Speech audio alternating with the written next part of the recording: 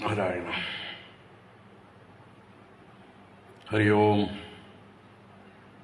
ഹരി ഓം.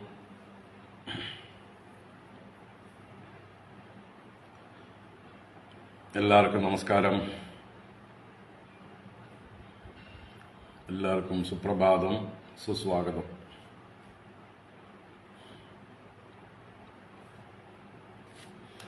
ഓം ശുക്ലാംബരധരം വിഷ്ണും ശശിവർണം ചതുർഭുജം പ്രസന്നവദനം ധ്യായേത് സർവവിഘ്നോപശാന്തയേ. ഗുരവേ സർവലോകാനാം ഭിഷജേ ഭവരോഗിണാം നിധയേ സർവവിദ്യാനാം ദക്ഷിണാമൂർത്തയേ നമഃ. ജന്മാദ്യസ്യ യദോന്വയാദിതരതശ്ചാർത്ഥേഷ്വഭിജ്ഞസ്വരാട് തേനേ ബ്രഹ്മഹൃദായ ആദികവയേ മുഹ്യന്തി യത്സൂരയഃ.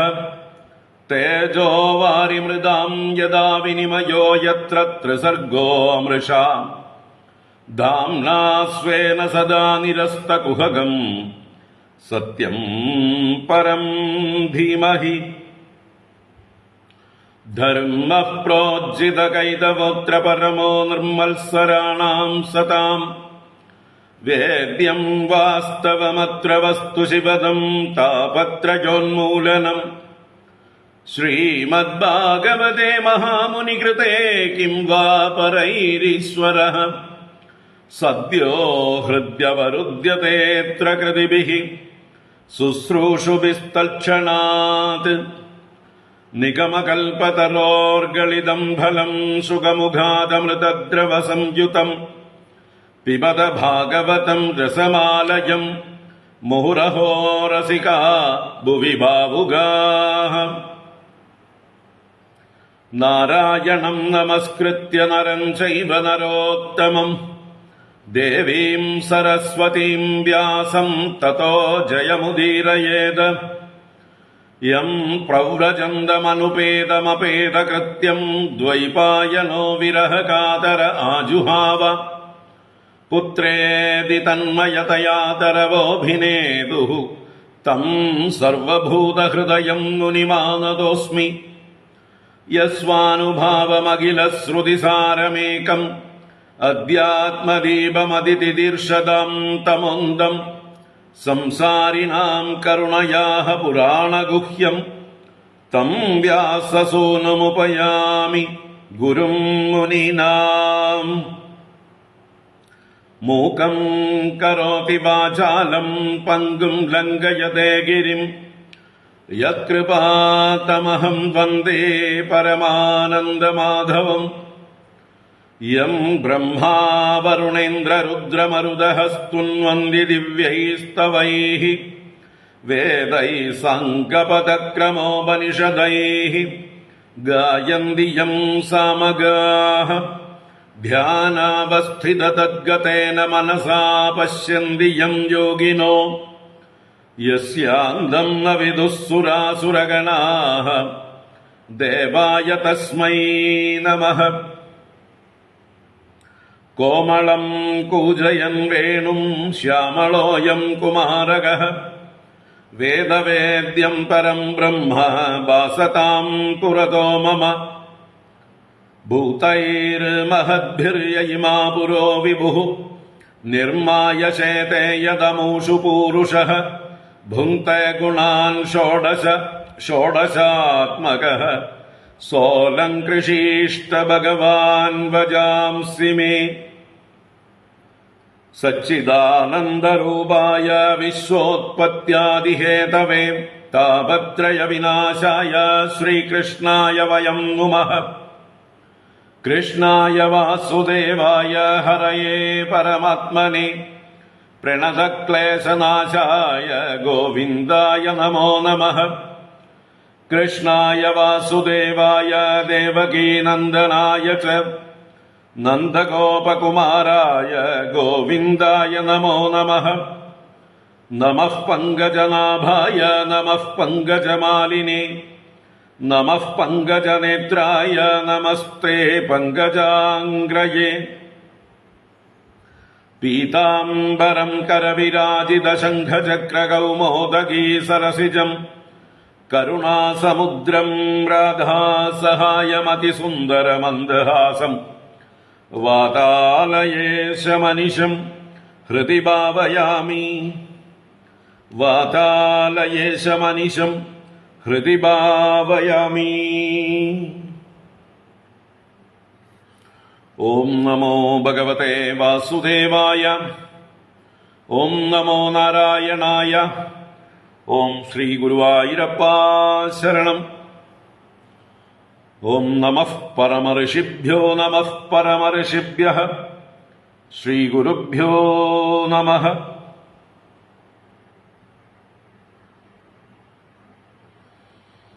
ഓം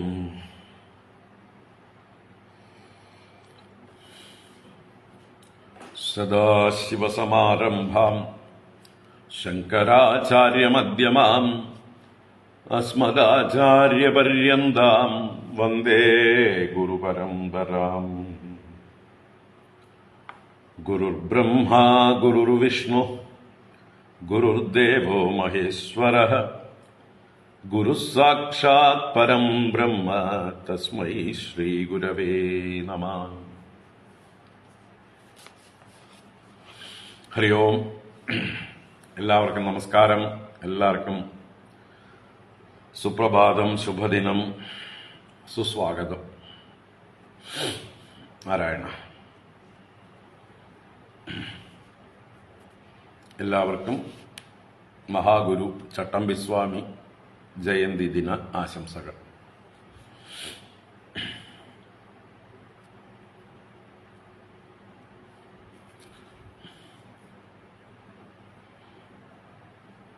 എല്ലാ വർഷവും ഓഗസ്റ്റ് 25-ാം തീയതി ചട്ടമ്പിസ്വാമി ജയന്തിയായി ആചരിക്കുന്നു. അപ്പം ഇന്ന് അങ്ങനെയുള്ള ദിവസമാണ്, വിശേഷ ദിവസമാണ്. നമ്മൾ 20-ാം തീയതി നാരായണ ഗുരുദേവ ജയന്തി ചതയദിനം ഓർമ്മിപ്പിച്ചു. അതുപോലെ വിശിഷ്ടമായിട്ടുള്ളൊരു ദിവസമാണ് ഇന്ന്. കേരളത്തിൻ്റെ ആചാര്യ പരമ്പരയിൽ ശങ്കരാചാര്യർ കഴിഞ്ഞാൽ പിന്നെ തുല്യ പ്രാധാന്യമുള്ള രണ്ട് മഹാപുരുഷന്മാരാണ് ശ്രീമദ് ചട്ടമ്പിസ്വാമികളും നാരായണ ഗുരുദേവനും.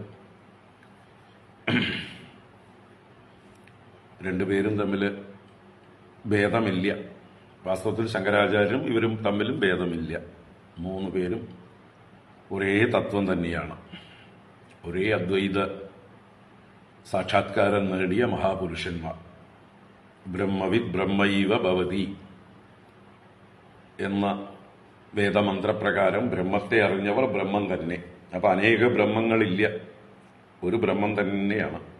ആ ബ്രഹ്മം തന്നെയാണ് വ്യാസനും മറ്റ് ഋഷീശ്വരന്മാരും ശ്രീ ശങ്കരാചാര്യ സ്വാമികളും ചട്ടമ്പി സ്വാമികളും നാരായണ ഗുരുദേവനും എല്ലാം. അപ്പോൾ അങ്ങനെയുള്ള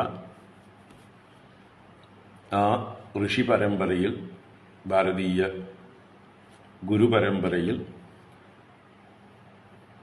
അതും കേരളത്തിൽ അവതരിച്ച് ഏറ്റവും ജ്വലിക്കുന്ന, കേരളത്തിൻ്റെ നവോത്ഥാനത്തിന് ചുക്കാൻ പിടിച്ച മഹാപുരുഷന്മാരിൽ ഒരാളാണ്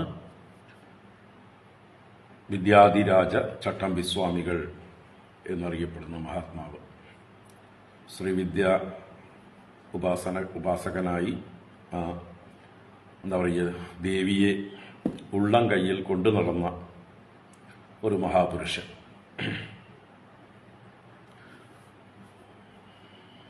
കാരുണ്യമാണ് അദ്ദേഹത്തിൻ്റെ, ജീവകാരുണ്യം എന്ന് തന്നെ പറയാം മുഖമുദ്ര. മനുഷ്യരോട് മാത്രമല്ല, സകല ചരാചരങ്ങളെയും അദ്ദേഹം തൻ്റെ തന്നെ ആത്മാവായി കണ്ട് സ്നേഹിച്ച് എല്ലാവരെയും ഒരുപോലെ കൊണ്ടു നടന്ന ആളാണ്. മറ്റ് ജീവരാശികളുടെ സംഭാഷണങ്ങൾ, അവരുടെ ശബ്ദങ്ങൾ, അവരുടെ ഭാഷ ഒക്കെ അറിയാമെന്നാണ് അദ്ദേഹത്തെക്കുറിച്ച് പറയുന്നത്. സകല കലാവല്ലഭനാണ്, 64 കലകളിലും നിപുണനായിരുന്നു എന്നാ പറയുന്നത്. അങ്ങനെയുള്ള യോഗീന്ദ്രനായ, മഹാതാപസനായ, നിസ്സംഗനായ, പരമവൈരാഗിയായ, എന്നാൽ കരുണാമൂർത്തിയായ ആചാര്യവര്യൻ, ഗുരുവര്യൻ. അദ്ദേഹത്തെക്കുറിച്ച് നമ്മൾ കൂടുതലായിട്ട് പഠിക്കാൻ മെനക്കെടണം. കേരളീയർ അദ്ദേഹത്തോടുള്ള കൃതജ്ഞത അദ്ദേഹത്തിൻ്റെ കൃതികൾ പഠിച്ചുകൊണ്ടും അദ്ദേഹത്തിൻ്റെ ജീവിത സന്ദേശങ്ങൾ ഉൾക്കൊണ്ടുകൊണ്ടും നമുക്ക് ആ ഗുരുവിനോടുള്ള കടം വീട്ടാം. അതിനുവേണ്ടിയൊക്കെ നമുക്ക് ശ്രമം ചെയ്യാം. അതാണ് ഇന്നത്തെ ദിവസം നമ്മൾ പ്രത്യേകമായിട്ട് പ്രതിജ്ഞ ചെയ്യേണ്ടത്. മനസ്സാ ആ ഗുരുവിൻ്റെ പാദങ്ങളിൽ നമസ്കരിച്ചുകൊണ്ട് നമുക്ക് ആ ഗുരുവിനോട് പ്രതിജ്ഞ ചെയ്യാം, ഗുരുപരമ്പരയോട് പ്രതിജ്ഞ ചെയ്യാം. അങ്ങ് മാർഗദർശനം ചെയ്ത രീതിയിൽ ഞങ്ങൾ ജീവിക്കാൻ ശ്രമിക്കാം. അങ്ങയുടെ ഉപദേശങ്ങൾ ഞങ്ങൾ ഉൾക്കൊള്ളാൻ ശ്രമിക്കാം. അങ്ങനെ ഞങ്ങളുടെ ജീവിതം ധന്യമാക്കാം. ഈ സമൂഹത്തിൻ്റെ ജീവിത നിലവാരവും അതിലൂടെ മെച്ചപ്പെടുത്താം. ലോകാ സമസ്താ സുഖിനോ ഭവന്തു എന്ന ആ ഒരു പ്രാർത്ഥന ഞങ്ങൾ പ്രയോഗത്തിൽ കൊണ്ടുവന്ന് കൂടുതൽ ആളുകൾക്ക് സുഖം നൽകാനായിട്ട് ശ്രമിക്കാം എന്ന് പ്രാർത്ഥിക്കാം.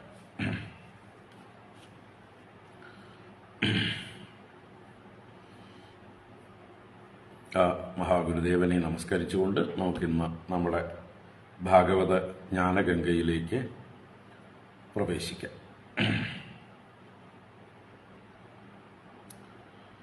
നേരായ മർത്യഗുണമെന്നതു സർവജീവകാരുണ്യമെന്നു തെളിയിച്ച മഹാനുഭാവൻ ആ രാജദാസനൊരുപോലലിവോടു കണ്ട വിദ്യാധിരാജ ഭഗവൻ തവ സുപ്രഭാതം. ഓം ശ്രീ വിദ്യാധിരാജായ ചട്ടമ്പിസ്വാമിനേ നമഃ. ഓം നമഃ പരമഋഷിഭ്യോ നമഃ. പരമഋഷിഭ്യഃ ശ്രീ ഗുരുഭ്യോ നമഃ. ഹരി ഓം. എല്ലാവർക്കും ഭാഗവത ജ്ഞാനഗംഗാ പ്രവാഹത്തിലേക്ക് സുസ്വാഗതം. ഭാഗവതം ദശമസ്കന്ധം 3-ാം അധ്യായത്തിലേക്ക് നമ്മൾ പ്രവേശിക്കുകയാണ്. 3-ാം അധ്യായത്തിലാണ് ശ്രീകൃഷ്ണാവതാരം. ശ്രീകൃഷ്ണ ലീലാമൃതം എന്ന പേരിലാണ് നമ്മളിപ്പോൾ ഈ ദശമസ്കന്ധം കാണുന്നത്. ആ ഭഗവാന്റെ ലീലകളൊക്കെ ആരംഭിക്കുന്നത് ഭഗവാന്റെ ആ അവതാരത്തോടു കൂടിയിട്ടാണ്. അപ്പോൾ ഈ 3-ാം അധ്യായത്തിൽ ഭഗവാന്റെ അവതാരം വരുന്നു. അതിനു മുമ്പുള്ള 2 അധ്യായങ്ങളിൽ നമ്മൾ അതിന്റെ പശ്ചാത്തലമാണ് കണ്ടത്.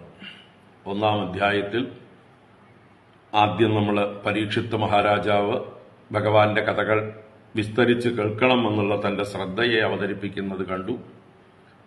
അതിനുശേഷം ഈ ഭൂമി ദുഷ്ടന്മാരുടെ ഭാരം താങ്ങവയ്യാതെ പശുവിന്റെ രൂപം ധരിച്ചുകൊണ്ട് ബ്രഹ്മദേവനെ ശരണം പ്രാപിച്ചതും ദേവന്മാരും ബ്രഹ്മദേവനും മഹാദേവനുമെല്ലാമായി പാലാഴി തീരത്ത് ആ ശ്വേതദ്വീപിന്റെ അടുത്ത് ചെന്ന് ഭഗവാനെ പുരുഷസൂക്തം കൊണ്ട് സ്തുതിച്ചതും ഭഗവാൻ ബ്രഹ്മദേവന് മാത്രം കേൾക്കുന്ന രീതിയിൽ അശരീരിയായി വേണ്ട നിർദ്ദേശങ്ങൾ കൊടുത്തതും ആ ഭഗവാന്റെ നിർദ്ദേശങ്ങൾ ബ്രഹ്മദേവൻ ദേവന്മാരോടും ഭൂമിദേവിയോടും പറഞ്ഞ് അവരെയൊക്കെ ആശ്വസിപ്പിച്ച് അവർ ചെയ്യാനുള്ള കാര്യങ്ങളെക്കുറിച്ചും ഭഗവാൻ പറഞ്ഞു കൊടുത്തത് പറഞ്ഞ് അവരവരുടെ ധാമങ്ങളിലേക്ക് മടങ്ങിപ്പോയി എന്ന് പറഞ്ഞു. അതിനുശേഷം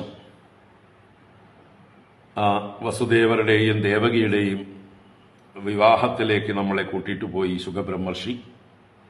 ആ വിവാഹ ഘോഷയാത്രയിൽ വധൂവരന്മാരുടെ രഥം സ്വയം സാരഥ്യമേറ്റെടുത്ത കംസനെ നോക്കി അശരീരി ഉണ്ടായതും നീ ഏതൊരുവളെ ഇപ്പോൾ വഹിക്കുന്നുവോ അവളുടെ 8ാമത്തെ ഗർഭം നിന്റെ അന്തകനാണ് എന്നുള്ള അശരീരി കേട്ട മാത്രയിൽ തന്നെ തന്റെ ദുഷ്ടസ്വഭാവം പ്രകടിപ്പിച്ചുകൊണ്ട് വാളൂരി സഹോദരിയുടെ തലമുടിക്കെട്ടിൽ പിടിച്ച് വധിക്കാനായിട്ട് പുറപ്പെട്ടതായിട്ടുള്ള ആ കംസനെ വസുദേവർ പല രീതിയിൽ സാന്ത്വനിപ്പിച്ചതും അവസാനം ഉണ്ടാകുന്ന പുത്രന്മാരെയെല്ലാം നൽകിക്കൊള്ളാമെന്നുള്ള ആ വാഗ്ദാനത്തിന്മേൽ അദ്ദേഹത്തെ ഈ ക്രൂരകൃത്യത്തിൽ നിന്ന് പിന്തിരിപ്പിച്ച് തന്റെ ഭാര്യയെ രക്ഷിച്ചതും അതിനുശേഷം ദേവകി ഗർഭം ധരിക്കുന്നതും ഓരോ വർഷവും ധരിക്കുന്ന കുട്ടികളെ സത്യസന്ധനായ വസുദേവർ കംസന് കൊണ്ട് സമർപ്പിക്കുന്നതും കംസൻ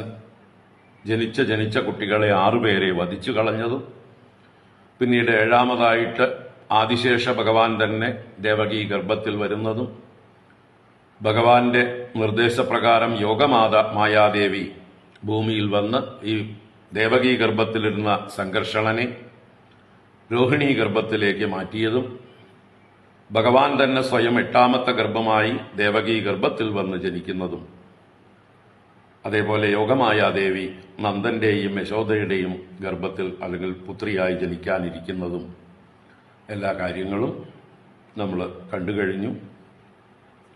ദേവകി ഗർഭഗതനായിട്ടുള്ള ആ ഭഗവാനെ ബ്രഹ്മാദി ദേവന്മാർ വന്ന് സ്തുതിച്ച സ്തുതികൾ നമ്മൾ വിശദമായിട്ട് തന്നെ കണ്ടു കഴിഞ്ഞ ദിവസങ്ങളിൽ. വളരെ ഗംഭീരമായിരുന്ന സ്തുതി ഭഗവാന്റെ സ്വരൂപത്തെയും ഭഗവാന്റെ ലോക സൃഷ്ടിസ്ഥിതി സംഹാരാദി ലീലകളെയും അതിൽ തന്നെ ലോകസ്ഥിതിക്കായിക്കൊണ്ട് പരിപാലനത്തിനായിക്കൊണ്ട് ഭഗവാൻ വിവിധ അവതാരങ്ങളെ ധരിക്കുന്നു. ആ കൂട്ടത്തിൽ ഇതാ ഇപ്പോ ഈ യാദവ വംശത്തിൽ ദേവകി ഗർഭത്തിൽ വന്ന് അവതരിച്ചിരിക്കുന്നതും ഞങ്ങളെയൊക്കെ അനുഗ്രഹിക്കാനാണ്, ലോകങ്ങളെ രക്ഷിക്കാനാണ്, സജ്ജനങ്ങളെ രക്ഷിക്കാനാണ്, ധർമ്മത്തെ പരിപാലിക്കാനാണ്. അങ്ങ് മുമ്പും അവതാരങ്ങൾ എടുത്തിട്ടുണ്ട്. അതുപോലെ തന്നെ ഈ അവതാരവും ഈ ഭൂമിയുടെ ഭാരം തീർക്കാനായിക്കൊണ്ട് ഞങ്ങളെ അനുഗ്രഹിച്ചുകൊണ്ട് ഉള്ളതാവട്ടെ എന്ന് പ്രാർത്ഥിച്ച് ദേവകീദേവിയെയും സ്തുതിച്ചുകൊണ്ട് അമ്മയുടെ ഭാഗ്യമാണ്, അമ്മയുടെ ഗർഭത്തിൽ സാക്ഷാൽ പരമപുരുഷൻ തന്നെ വന്ന് അവതരിച്ചിരിക്കുന്നു. അമ്മയ്ക്ക് ഇനി കംസനെ ഭയപ്പെടേണ്ട ആവശ്യമില്ല, അവന്റെ മരണം ആസന്നമായിരിക്കുന്നു. അമ്മയുടെ പുത്രൻ യാദവന്മാരുടെയും ഞങ്ങളുടെയും ലോകത്തിന്റെയും രക്ഷകനായിരിക്കും എന്ന് പറഞ്ഞ് ആ ദേവകിയെയും ആശ്വസിപ്പിച്ച് ദേവന്മാർ പോയി അവരവരുടെ ധാമങ്ങളിലേക്ക് മടങ്ങിപ്പോയി എന്ന് പറഞ്ഞു. ഈ ഒരു അവസ്ഥ വരെയാണ് നമ്മൾ 2 അധ്യായങ്ങളെ കൊണ്ട് വായിച്ച് അർത്ഥം മനസ്സിലാക്കിയത്. ഇനി അതിന്റെ തുടർച്ചയായിട്ടാണ് 3-ാം അധ്യായത്തിൽ 8-ാം ശ്ലോകത്തിലാണ് ഭഗവാന്റെ അവതാരം. അപ്പം അതിനു മുമ്പായിട്ട് ഭഗവാൻ അവതരിക്കുമ്പോൾ ലോകങ്ങൾ മുഴുവൻ ഭഗവാനെ സ്വീകരിക്കാൻ ഒരുങ്ങുന്നതാണ് ആദ്യത്തെ 7 ശ്ലോകങ്ങൾ. രാജാവ് എഴുന്നള്ളുമ്പോൾ എങ്ങനെയാണോ അദ്ദേഹത്തിന്റെ പ്രജകളെല്ലാവരും, ഉദ്യോഗസ്ഥന്മാരും സൈന്യങ്ങളും എല്ലാം അദ്ദേഹത്തെ സ്വീകരിക്കാൻ ഒരുങ്ങി നിൽക്കുക, ജാഗ്രതയോടെ നിൽക്കുക, സന്തോഷത്തോടെ നിൽക്കുക, അദ്ദേഹത്തിന് സ്തുതികൾ മുഴക്കിക്കൊണ്ട് നിൽക്കുക, താലപ്പൊലികളും പൂർണ്ണകുംഭങ്ങളുമായി രാജാവിനെ വരവേൽക്കുന്നത് പോലെ ഇവിടെ പ്രകൃതിയാണ് ഒരുങ്ങുന്നത്. കാരണം ഈ പ്രകൃതിയിലുള്ള സകല ദേവതകൾക്കും രാജാതിരാജൻ ഭഗവാനാണ്, എല്ലാവരുടെയും നിയന്താവ് ഭഗവാനാണ്. കൃഷ്ണസ്തു ഭഗവാൻ സ്വയം. അപ്പം ആ ഭഗവാന്റെ അവതാരത്തെ സ്വീകരിക്കാനായിക്കൊണ്ട്, ഭഗവാന്റെ എഴുന്നള്ളത്തിന്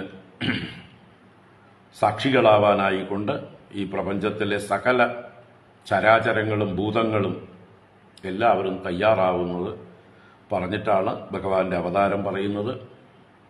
അത് കഴിഞ്ഞ് ഭഗവാന്റെ അതിമനോഹരമായ ചതുർബാഹുവായ ബാലവിഷ്ണു രൂപം വസുദേവർ കാണുന്നതും, അതിനുശേഷം ഭഗവാനെ ആ വസുദേവരും പിന്നീട് ദേവകിയും നല്ല സ്തുതികളെ കൊണ്ട് സ്തുതിക്കുന്നതും, ഭഗവാൻ അവരോട് അവരുടെ സ്തുതികൾക്ക് മറുപടി കൊടുക്കുന്നതും, എന്തുകൊണ്ട് ഭഗവാൻ തന്റെ വൈഷ്ണവ രൂപം അവർക്ക് കാണിച്ചു കൊടുത്തു എന്ന് പറയുന്നതും, പിന്നീട് ഭഗവാന്റെ ഇച്ഛപ്രകാരം വസുദേവർ ഭഗവാനെ കംസന്റെ കാരാഗൃഹത്തിൽ നിന്നെടുത്ത് നന്ദഗോകുലത്തിലേക്ക് ചുമന്നുകൊണ്ടുപോകുന്നതും, അവിടെ കൊണ്ടുപോയി യശോദ പ്രസവിച്ച ഉണ്ണിയെ അവിടെ നിന്ന് സ്വീകരിച്ച് ഈ ഉണ്ണിയെ മനസ്സോടെ അവിടെ സമർപ്പിച്ച് തൽക്കാലത്തേക്ക് ഭഗവാന്റെ നിർദ്ദേശത്തെ നടപ്പിലാക്കി തിരിച്ചു വരുന്നതുമായിട്ടുള്ള അതുവരെയുള്ള രംഗങ്ങളാണ് ഈ 1-ാം അധ്യായം അഥവാ 3-ാം അധ്യായം ഭഗവാന്റെ അവതാരം വർണ്ണിക്കുന്ന ഈ അധ്യായത്തിൽ. ഈ അധ്യായം ആദ്യം നമുക്ക് വായിക്കാം, എന്നിട്ട് ക്രമത്തിൽ ഓരോ ശ്ലോകങ്ങളായിട്ട് കാണാം. ഓം നമോ ഭഗവതേ വാസുദേവായ.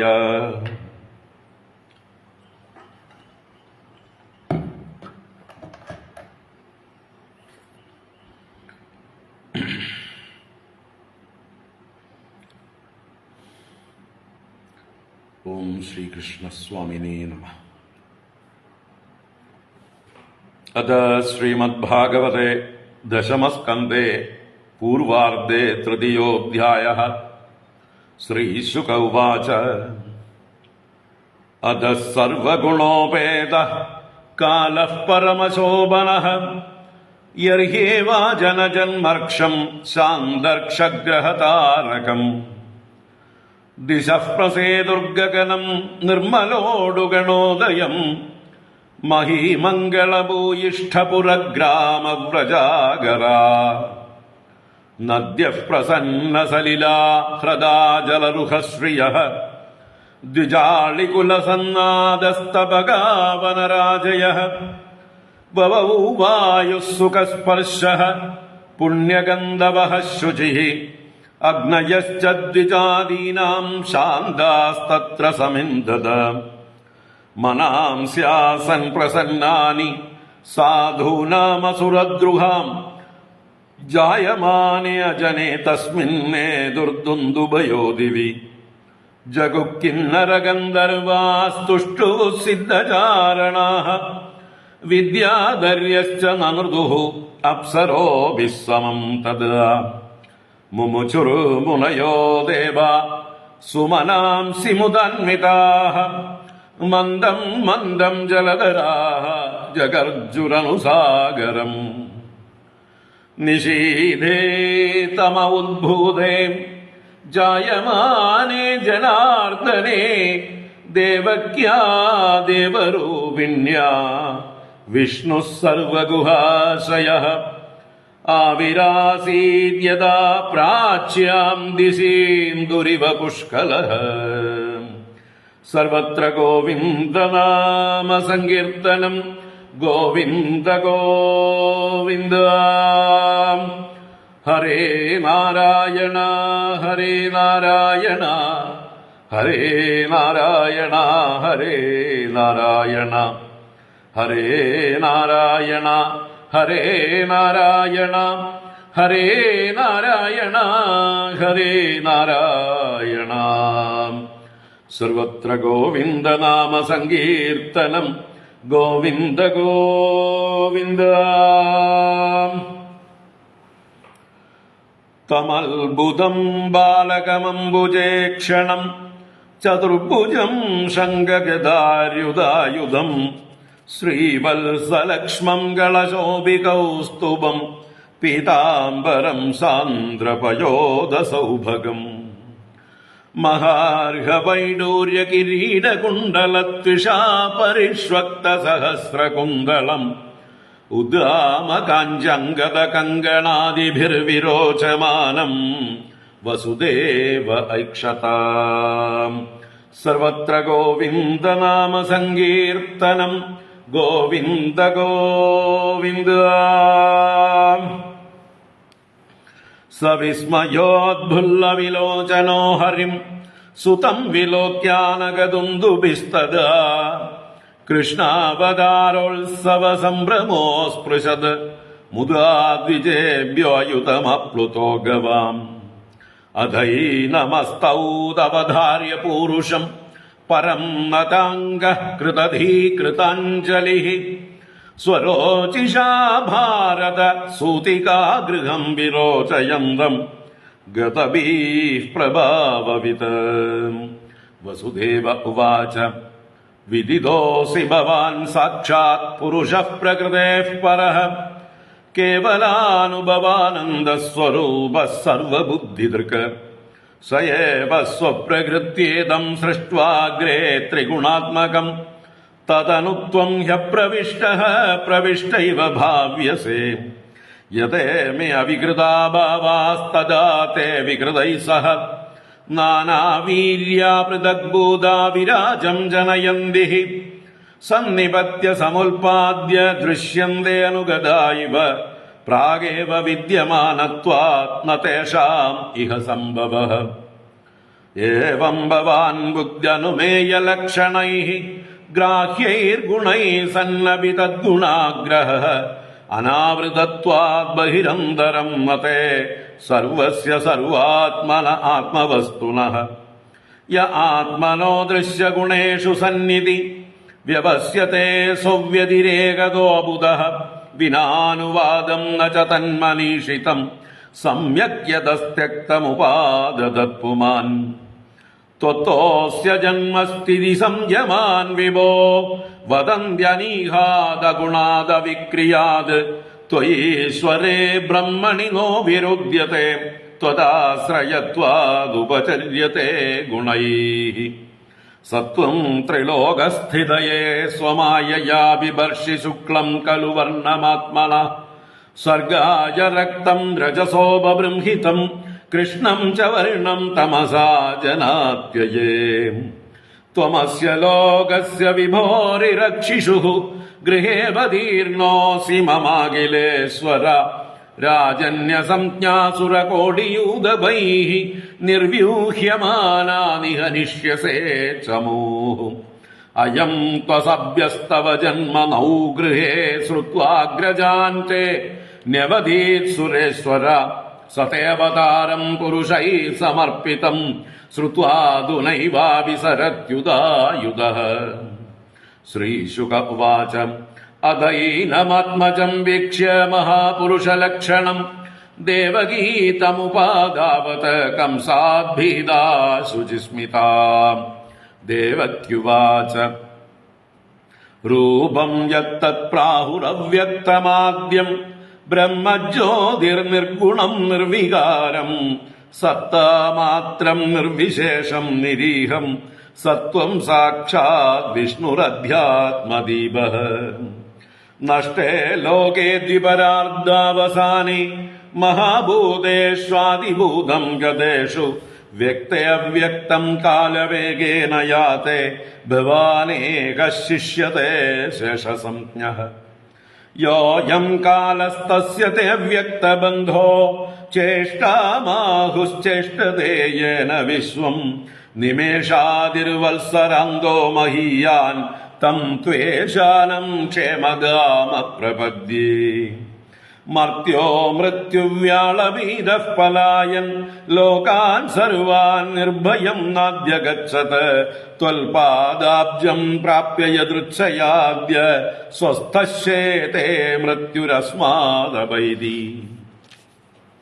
സത്വം ഘോരാദുഗ്രസേനാത്മജാത്മഃ ത്രാഹി ത്രസ്താൻ ഭൃത്യവിത്രാസഹാസി രൂപം ചേദം പൗരുഷം ധ്യാനധിഷ്ണ്യം മാ പ്രത്യക്ഷം മാം സദൃശാം കൃഷിഷ്ഠാഃ.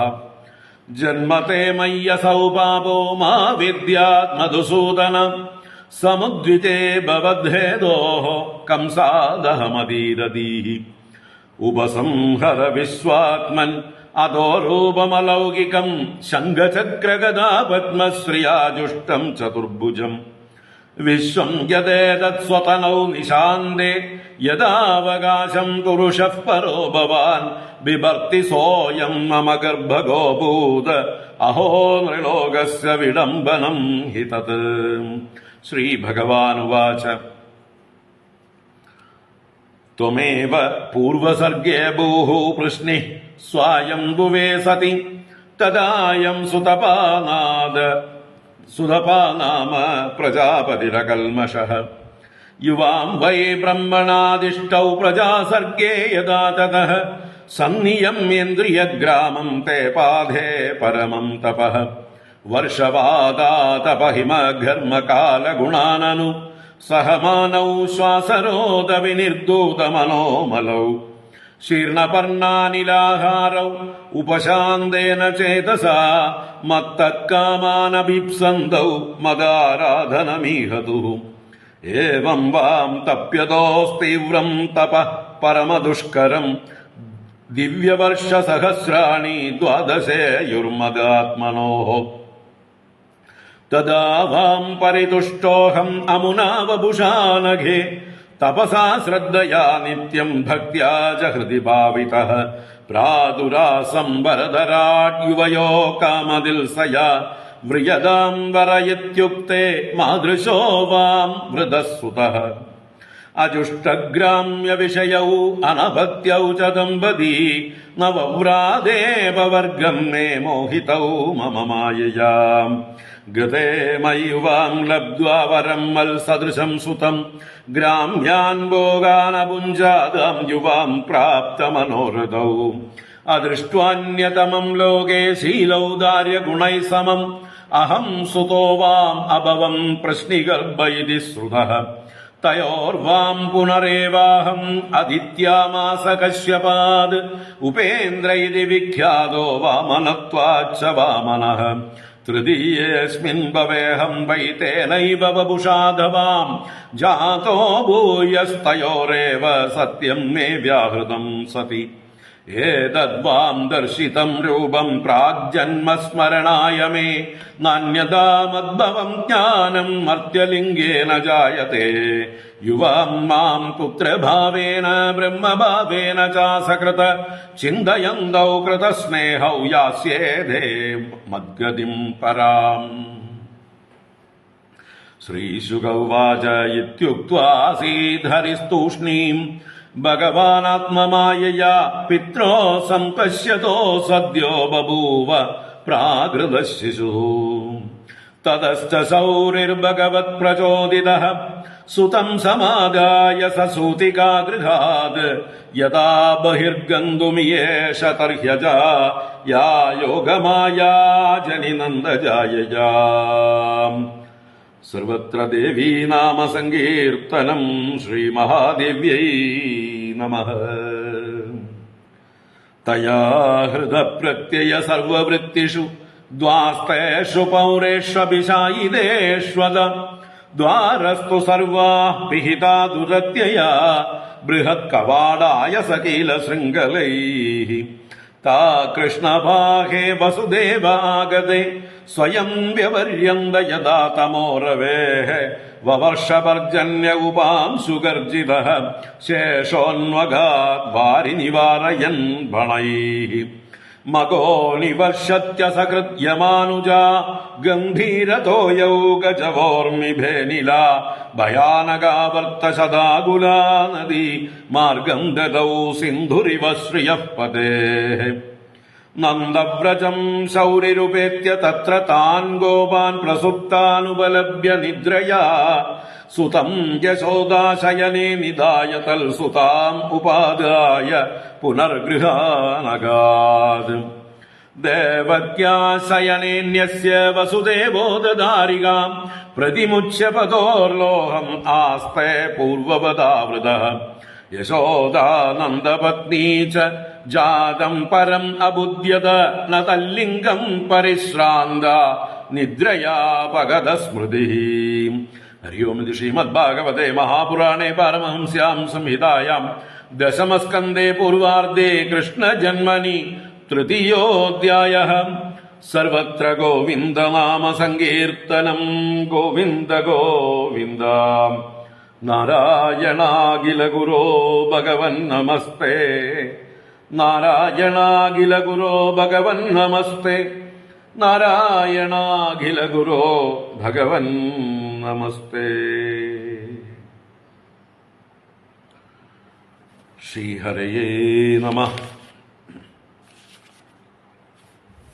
നാരായണ.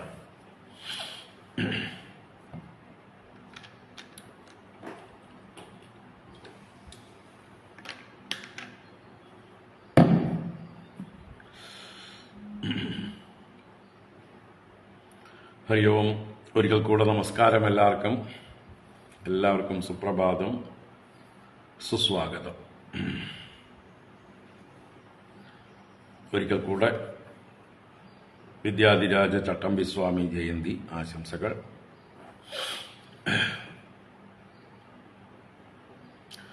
ഗുരുപരമ്പരയുടെ മുഴുവൻ അനുഗ്രഹം എല്ലാവർക്കും ഉണ്ടാവട്ടെ.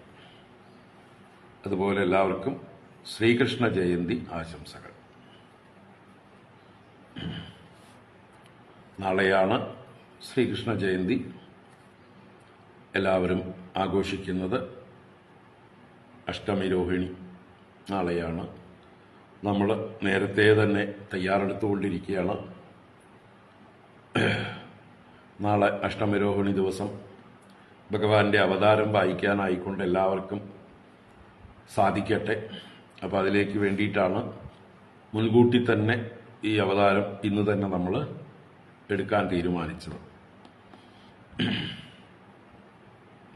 ഇന്നും നാളെയും നാളെ 2 നേരം എടുത്താലും ഈ അധ്യായം പൂർണ്ണമായിട്ട് പറഞ്ഞു തീരില്ല. 53 ശ്ലോകങ്ങളുണ്ട്. അതിൽ ഗംഭീരങ്ങളായിട്ടുള്ള 2 സ്തുതികളുണ്ട്. വസുദേവർ ഭഗവാനെ സ്തുതിക്കുന്നതും ദേവകീദേവി ഭഗവാനെ സ്തുതിക്കുന്നതുമായിട്ടുള്ള 2 സ്തുതികളുമുണ്ട്. എന്തായാലും നമുക്ക് നാളെ മുഴുവൻ ഈ അധ്യായം തന്നെ ആസ്വദിക്കാനുണ്ട്. അപ്പോൾ നാളെയും നമ്മൾ ഈ കൃഷ്ണാവതാരം ആഘോഷിക്കുക തന്നെയാണ്. നാളെ തന്നെയാണ് ആഘോഷിക്കുന്നത്. അപ്പോൾ ഇന്നൊക്കെ അതിൻ്റെ മാനസികമായും അതുപോലെ തന്നെ എല്ലാം കൊണ്ടും നമ്മൾ തയ്യാറെടുക്കുകയാണ്. നമ്മുടെ മനസ്സിൽ ഇന്ന് തന്നെ ഭഗവാനെ അവതരിപ്പിക്കാം, അല്ലേ? ഭഗവാൻ എപ്പോഴും നിറഞ്ഞു നിൽക്കേണ്ടതാണ്. ഭഗവാന് പ്രത്യേകിച്ച് എന്താ പറയുക, ജനന മരണങ്ങളൊന്നും ഇല്ല എന്ന് ഇന്നലെയൊക്കെ ആവർത്തിച്ച് നമ്മൾ പറഞ്ഞു കഴിഞ്ഞതാണ് ആ ബ്രഹ്മാവിൻ്റെ സ്തുതിയിലൂടെ. ഭഗവാന് അജോബിസൻ അവ്യയാത്മാ ഭൂതാനാം ഈശ്വരോബിസന് പ്രകൃതിം സ്വാം അവഷ്ടഭ്യ സംഭവാമി ആത്മമായയാ. ഭഗവാൻ ജന്മരഹിതനാണ്, അജനാണ്, അവ്യയാത്മാ നാശരഹിതനാണ്. എല്ലാ പ്രപഞ്ചത്തിൻ്റെയും മുഴുവൻ ഈശ്വരനാണ്. ഭൂതാനാം ഈശ്വര, സകല നിയന്താവാണ്, സർവശക്തനാണ്, എല്ലായിടത്തും എപ്പോഴും നിറഞ്ഞു നിൽക്കുന്നവനാണ്. ഭഗവാന്റെ അഭാവം ഈ ലോകത്തിൽ ഒരിടത്തും ഒരിക്കലും അനുഭവപ്പെടുന്നില്ല. ഭഗവാൻ ഇല്ലാത്തതായിട്ടുള്ള ശൂന്യസ്ഥാനം പോലും ഇല്ല. ആ ശൂന്യത്തെയും പ്രകാശിപ്പിച്ചുകൊണ്ട് ഇവിടെ ഒന്നുമില്ല, ഇവിടെ ശൂന്യാണെന്ന് പറയണമെങ്കിൽ പോലും അവിടെ ഒരു ചൈതന്യം വേണം. ആ ശൂന്യത്തെ പ്രകാശിപ്പിക്കുന്ന സാക്ഷി അവിടെയും നിറഞ്ഞു നിൽക്കുന്നത് ഭഗവാന്റെ ചൈതന്യം തന്നെയാണ്. അപ്പൊ സർവത്ര നിറഞ്ഞിരിക്കുന്ന, സർവദാ നിറഞ്ഞിരിക്കുന്ന, ഒരിക്കലും അഭാവമില്ലാത്ത, ഒരിടത്തും അഭാവമില്ലാത്ത, കാലദേശാവധിഭ്യാം നിർമുക്തം ന ജായതേനോ മ്രിയതേ വാ കദാചിത്. അങ്ങനെയുള്ള ഭഗവാന് പ്രത്യേകിച്ച് ജയന്തി ആഘോഷിക്കേണ്ട ആവശ്യമൊന്നുമില്ല.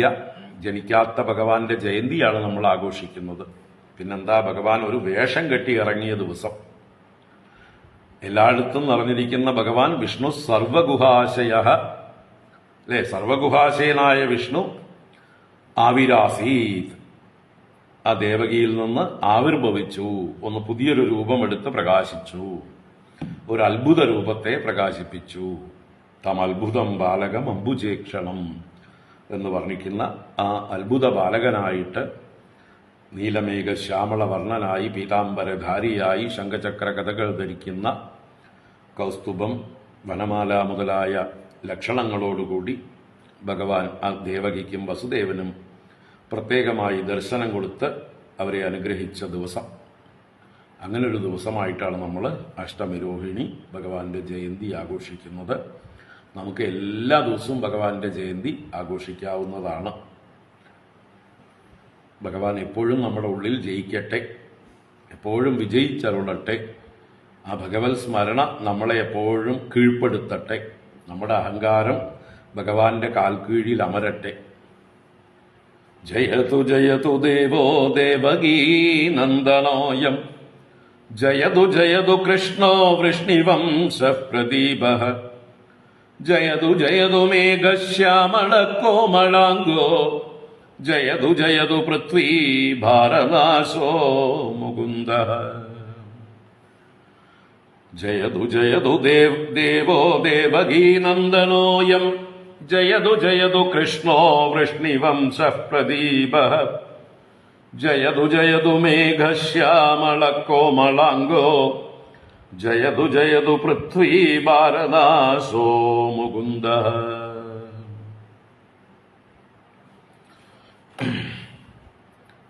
ആ കാളിയന്റെ ശിരസിൽ ഭഗവാൻ എങ്ങനെ പാദം വെച്ച് നൃത്തം വെച്ചുവോ അതേപോലെ നമ്മുടെ ഓരോരുത്തരുടെയും ശിരസിൽ, നമ്മുടെയൊക്കെ അഹങ്കാര സ്ഥാനമായ ശിരസിൽ ഭഗവാന്റെ പാദം എപ്പോഴും അലങ്കാരമായിരിക്കട്ടെ.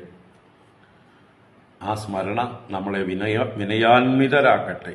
ഭഗവാന്റെ ഭൃത്യന്മാരാണ്, ഭഗവാന്റെ കയ്യിലെ ഉപകരണങ്ങളാണ് എന്ന ഭാവത്തിൽ ഈ ലോകത്തിൽ വ്യവഹരിക്കാൻ നമ്മളെ പ്രാപ്തരാക്കട്ടെ.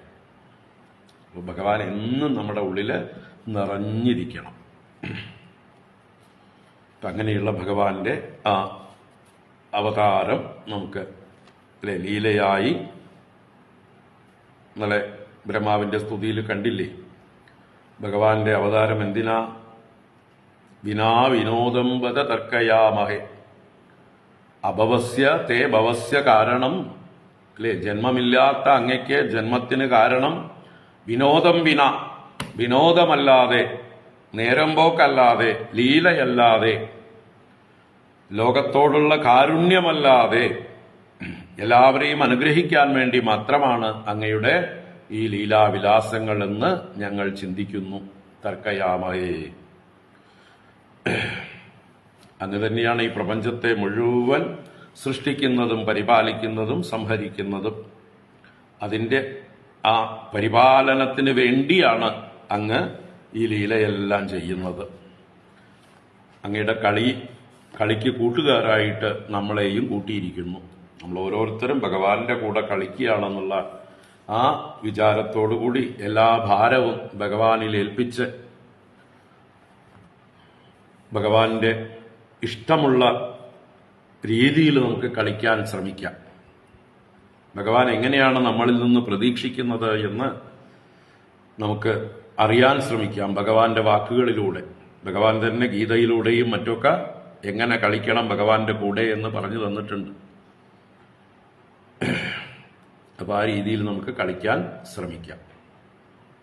നമുക്ക് ഇപ്പോ ദശമസ്കന്ധത്തിലെ 3-ാം അധ്യായം കൃഷ്ണാവതാരം ആ ഭാഗത്തേക്ക് പ്രവേശിക്കാം.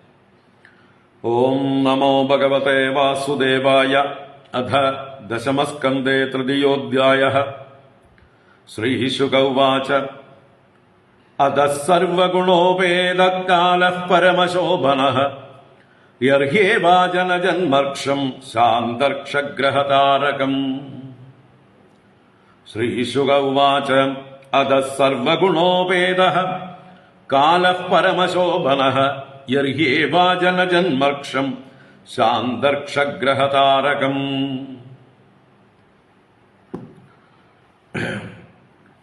ഈ ശ്ലോകം എല്ലാം തന്നെ ഇനിയുള്ള 7 ശ്ലോകങ്ങളും 8-ാമത്തെ ശ്ലോകത്തോട് ചേർത്താണ് അന്വയം പൂർണ്ണമാകുന്നത്. 8 ശ്ലോകങ്ങൾ ഒന്നിച്ച് വായിച്ച് ഒന്നിച്ച് പറയേണ്ടതാണ്, അല്ലെങ്കിൽ ഒന്നിച്ച് അതിന്റെ അന്വയം ചെയ്യേണ്ടതാണ്. എങ്കിലും നമുക്കിവിടെ ഓരോ ശ്ലോകങ്ങളായിട്ട് കാണാം. അപ്പോൾ ഇവിടെ ശ്രീശുക ബ്രഹ്മർഷി തുടരുകയാണ്. അധ എന്ന് നല്ലൊരു മംഗളവാക്ക് ഉച്ചരിച്ചുകൊണ്ടാണ്. ഓം തത്സത് അല്ലെ, അല്ലെങ്കിൽ അധ മുതലായിട്ടുള്ള പ്രയോഗങ്ങളൊക്കെ ഏതൊരു സൽക്കർമ്മം ആരംഭിക്കുമ്പോഴും ചൊല്ലുന്ന മംഗളവാക്കുകളാണ്. അപ്പൊ ഇവിടെയും അധ എന്നുള്ള മംഗളവാക്കോട് കൂടിയിട്ടാണ് ആരംഭിക്കുന്നത്. അതാദോ ബ്രഹ്മജിജ്ഞാസ, അധാതോ കർമ്മ ജിജ്ഞാസ, അധാതോ ഭക്തിം വ്യാഖ്യാസ്യാമ. ഇങ്ങനെയൊക്കെയാണ് മഹാഗ്രന്ഥങ്ങളൊക്കെ ആരംഭിക്കുന്നത്. അതുപോലെ ഇവിടെ ഭഗവാന്റെ അവതാരം അധ എന്ന ശബ്ദം കൊണ്ടാണ് ഈ അധ്യായം ആരംഭിക്കുന്നത്. അനന്തരം എന്നാണ് അർത്ഥമെങ്കിലും അതിന് വലിയ മംഗളമായിട്ടുള്ള അർത്ഥമുണ്ട്. അപ്പൊ അങ്ങനെയുള്ള ഒരു നല്ല വാക്കുകൊണ്ട് ആരംഭിക്കുകയാണ്. സർവഗുണോപേത കാലഃ പരമശോഭനഃ യർഹി ഏവ അജനജന്മർക്ഷം ശാന്ത ഋക്ഷ ഗ്രഹതാരകം. അജനജന്മർക്ഷം, അജനൻ എന്ന് പറഞ്ഞാൽ ബ്രഹ്മദേവന്റെ പര്യായമാണ്. ഭഗവാനും അജനനാണ്, ജനിയില്ലാത്തവൻ എന്നർത്ഥത്തില് ഭഗവാനും അജനനാണ്, ബ്രഹ്മദേവനും സ്വയംഭൂവാണ്. ഭഗവാനിൽ നിന്ന്, ഭഗവാന്റെ നാഭീകമലത്തിൽ ഭഗവാന്റെ ഇച്ഛ കൊണ്ട് ആവിർഭവിച്ചവനാണ്. അച്ഛനമ്മമാരിൽ നിന്ന്, യോനിയിൽ നിന്ന് ജനിച്ചവനല്ല. ജനിയില്ലാത്തവൻ അജനൻ. ഇവിടെ അച്ഛനമ്മമാരിൽ നിന്ന് യോനിയിലൂടെ ജനിക്കുമ്പോഴാണ്, പ്രാകൃത ഗർഭത്തിലൂടെ ജനിക്കുമ്പോഴാണ് അവൻ ജനിച്ചവൻ എന്ന് പറയുക. ഇവിടെ ബ്രഹ്മദേവൻ അങ്ങനെ ജനിച്ചതല്ല, ഭഗവാന്റെ സങ്കല്പത്തിൽ നിന്ന് ജനിച്ചതാണ്. സ്വയംഭൂ എന്നും അദ്ദേഹത്തിന് പേര്. അപ്പൊ അതുകൊണ്ട് അദ്ദേഹത്തിന് അജനൻ എന്ന പേര് ചേരും. അങ്ങനെയുള്ള അജന ജന്മർക്ഷം എന്ന് പറഞ്ഞാല് ബ്രഹ്മദേവന്റെ ജന്മ നക്ഷത്രം. വൃക്ഷം എന്നാൽ നക്ഷത്രം എന്ന് പര്യായം. അപ്പോ ബ്രഹ്മദേവന്റെ നക്ഷത്രവും രോഹിണിയാണ്. അങ്ങനെയുള്ള രോഹിണി നക്ഷത്രമായിരിക്കുകയാണ് ആ അജനജന്മക്ഷം. ശാന്തർക്ഷഗ്രഹതാരകം. ആകാശം, വൃക്ഷങ്ങളും ഗ്രഹങ്ങളും താരകങ്ങളും എല്ലാം തന്നെ ശാന്തങ്ങളായിരിക്കുന്നു. എല്ലാം ശാന്തമായി പ്രകാശിക്കുന്നു എന്നർത്ഥം.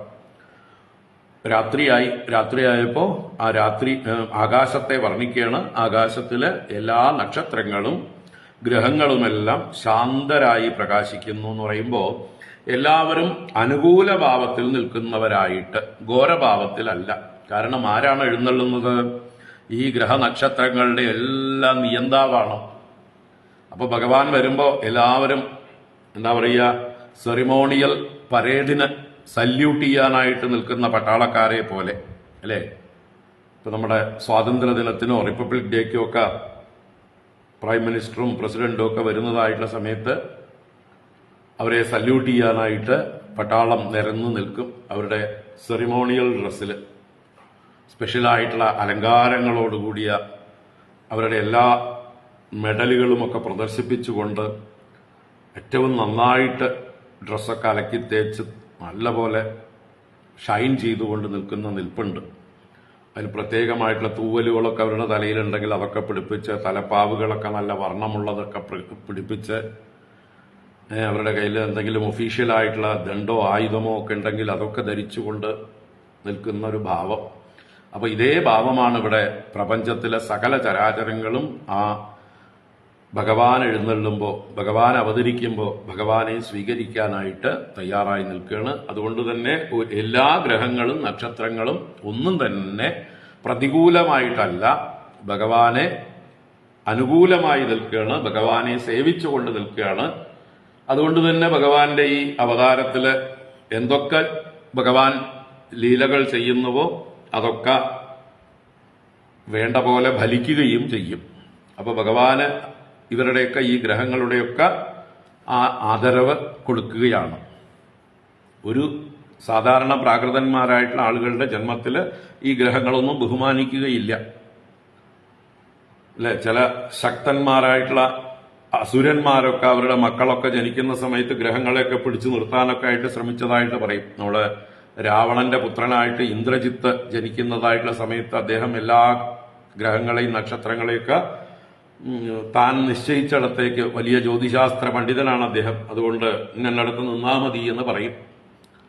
പക്ഷേ അവിടെയും ചില ഗ്രഹങ്ങൾ ഒന്ന് കളിക്കും ഭഗവാന്റെ ഇച്ഛ കൊണ്ട്, ഒന്ന് സ്ഥാനം മാറും. അങ്ങനെയാണ് ഇന്ദ്രജിത്തിന് മരണം സംഭവിക്കുന്നത്. അല്ലെങ്കിൽ ഇന്ദ്രജിത്തിനെ ആർക്കും വധിക്കാൻ പറ്റാത്ത രീതിയിലുള്ള ഒരു ജാതകമായിരിക്കും അദ്ദേഹത്തിൻ്റെത്. അപ്പൊ ശനിഗ്രഹമോ എന്തോന്ന് സ്ഥാനം മാറി നിൽക്കുന്നുണ്ട്.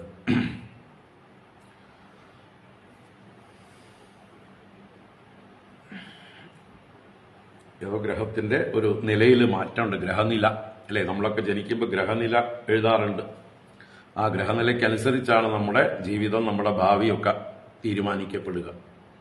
അപ്പൊ അതുപോലെ ഇവിടെ ഭഗവാന്റെ ഗ്രഹനില എല്ലാം ശുഭം. എല്ലാ നക്ഷത്രങ്ങളും എല്ലാം ഭഗവാനെ സേവിച്ചുകൊണ്ട് അനുകൂലമായി നിൽക്കുന്നു എന്നാണ്. ശാന്തർക്ഷ ഗ്രഹതാരകം. അങ്ങനെ സർവഗുണോപേത പരമശോഭന കാലഹ യർഹിയേവ. യർഹി എന്ന് പറഞ്ഞാൽ എപ്പോഴാണോ, യർഹിയേവ എപ്പോഴാണോ ആ പരമശോഭനമായ കാലം, കല്യാണപ്രദമായ മംഗളപ്രദമായ കാലം വന്നു ചേർന്നു. സർവഗുണോപേത കാലം, എല്ലാ ഗുണങ്ങളും ചേർന്നതായിട്ടുള്ള കാലം. കാരണം ഭഗവാൻ തന്നെ കാലസ്വരൂപനാണ്, കാലത്തിന്റെ നിയന്താവാണ്, കാലാതീതനുമാണ് ഭഗവാൻ അല്ലേ.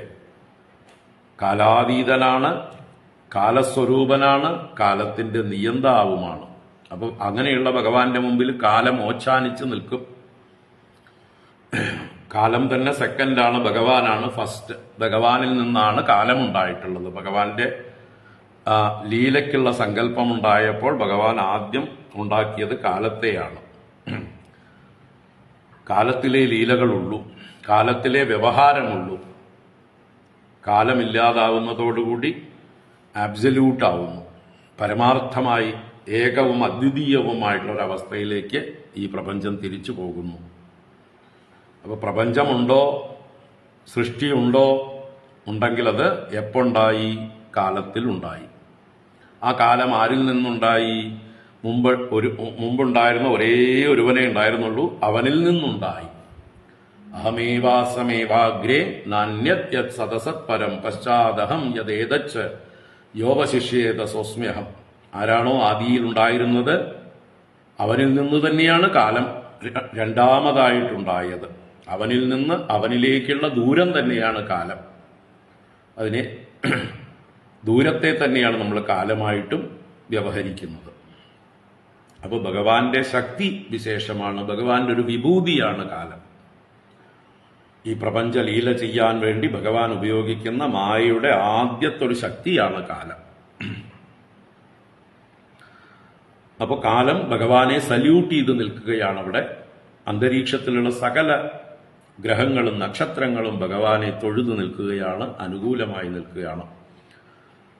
അതസർവഗുണോപേതകാലഃ പരമശോഭനഃ യർഹ്യേവാജനജന്മർക്ഷം ശാന്തർക്ഷഗ്രഹതാരകം. ദിശഃ പ്രസേതുർഗഗനം നിർമ്മലോടുഗണോദയം മഹീമംഗളഭൂയിഷ്ട പുരഗ്രാമവ്രജാകരാം. ദിശഃ പ്രസേതുർഗഗനം നിർമ്മലോടുഗണോദയം മഹീമംഗളഭൂയിഷ്ട പുരഗ്രാമവ്രജാകരാം. കാലം കഴിഞ്ഞാൽ പിന്നുള്ള ഘടകമാണ് ദേശം അല്ലേ. രണ്ട് കാര്യങ്ങളുണ്ടെങ്കിലേ സൃഷ്ടിയുള്ളൂ. നമ്മൾ ഏത് കാര്യം എപ്പോൾ നടന്നു, എവിടെ നടന്നു, രണ്ട് കാര്യങ്ങളാ ചോദിക്കുക. അപ്പൊ ഇവിടെ ആദ്യത്തെ ശ്ലോകത്തിൽ കാലത്തെക്കുറിച്ച് പറഞ്ഞു. പരമശോഭനമായിട്ടുള്ള കാലം, കാലം പരിപൂർണമായി ഭഗവാന്റെ നിയന്ത്രണത്തിലുള്ള കാലം, ഭഗവാൻ അനുകൂലമായിട്ടുള്ള കാലം. ഇനി ദേശമോ, ദേശവും ഭഗവാന് അനുകൂലമായി തന്നെയുള്ള എല്ലാം തികഞ്ഞ ദേശം. ഈ ലോകം തന്നെ ഭഗവാന്റെ എന്താ പറയുക, ലീലാ ക്ഷേത്രമാണ്.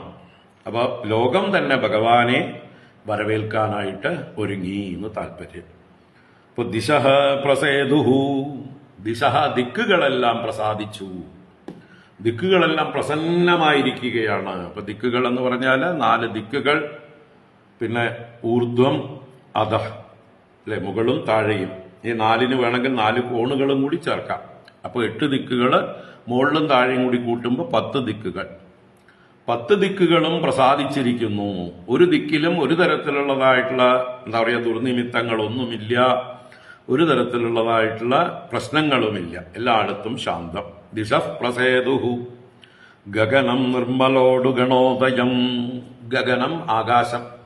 ആകാശത്തില് നിർമ്മലമായിരിക്കുന്നുണ്ട് ആകാശം. അതില് ഉടുഗണ ഉദയം. ഉടുഗണങ്ങൾ, നക്ഷത്രഗണങ്ങൾ അവയെല്ലാം നല്ലതുപോലെ പ്രകാശിച്ച് ഉദിച്ചു നിൽക്കുന്നു. ഇപ്പോ ഗഗനം, ഇവിടെ ആകാശത്തെ പറഞ്ഞു. ഇനി ഓരോ പഞ്ചഭൂതങ്ങൾ എണ്ണി എണ്ണി പറയാൻ പോവുകയാണ്. മഹീമംഗളഭൂയിഷ്ടപുരഗ്രാമവ്രജാകര. മഹീ, മഹി എന്നാൽ ഭൂമി. അപ്പൊ ആകാശവും ഭൂമിയും പറഞ്ഞു. ഭൂമി എങ്ങനെയുണ്ട്? ഭൂമി മംഗളഭൂയിഷ്ട പുരഗ്രാമവ്രജാകര. മംഗളം ഭൂയിഷ്ഠമായിട്ടുള്ള, ഭൂയിഷ്ഠം എന്ന് പറഞ്ഞാൽ വർദ്ധിച്ചിരിക്കുന്നത്, എല്ലാ മംഗളങ്ങളും നിറഞ്ഞിരിക്കുന്ന, ഒരു കുറവുമില്ലാത്തതായിട്ടുള്ള പുര ഗ്രാമ വ്രജ ആകരാഹ. 4 തരത്തിലുള്ള എന്താ പറയുക, നമ്മുടെ ആവാസ വ്യവസ്ഥകളാണ്. പുരങ്ങൾ എന്ന് പറഞ്ഞാൽ ആളുകൾ തിങ്ങിപ്പാർക്കുന്ന, കച്ചവടങ്ങളും മറ്റുമൊക്കെ നടക്കുന്ന, രാജധാനികളും മറ്റുമുള്ള വലിയ വലിയ മാളികകളുള്ളതായിട്ടുള്ള സ്ഥാനങ്ങളാണ് പുരങ്ങൾ, പട്ടണങ്ങൾ. അപ്പൊ പുരങ്ങൾ എല്ലാം മംഗളഭൂയിഷ്ടം. ഗ്രാമങ്ങൾ എന്ന് പറഞ്ഞാൽ സബർബൻസ്, ജനങ്ങൾ താമസിക്കുന്നു. അവര് മറ്റു പല കൃഷികളും മറ്റു കാര്യങ്ങളൊക്കെ ചെയ്തുകൊണ്ട് പല ഉപജീവന മാർഗങ്ങളുമായിട്ട് ജീവിക്കുന്നതായിട്ടുള്ള സ്ഥാനങ്ങളാണ് ഗ്രാമങ്ങൾ.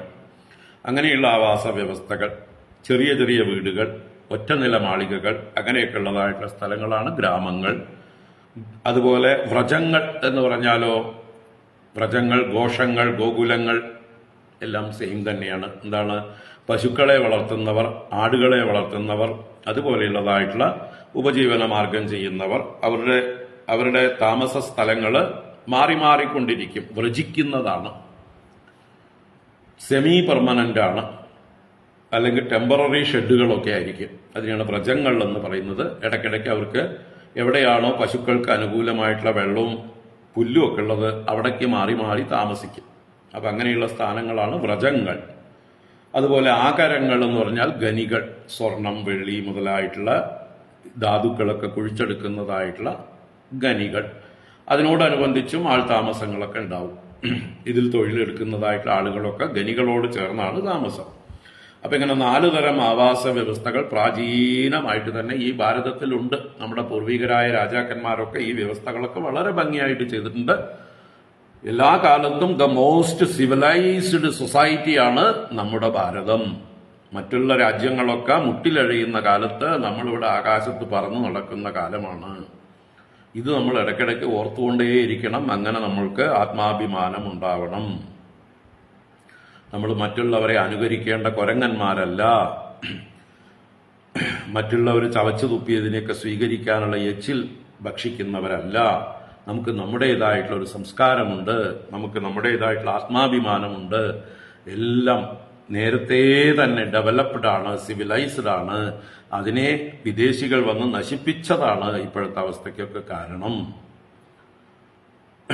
നമ്മുടെ ആളുകളുടെ കൈകാര്യം ചെയ്യുന്നതിൽ വന്ന വീഴ്ചകളും അറിവില്ലായ്മയും സ്വാർത്ഥതയും എല്ലാം കാരണമായിട്ടും അന്യർ വന്നത് മുതലെടുത്തു.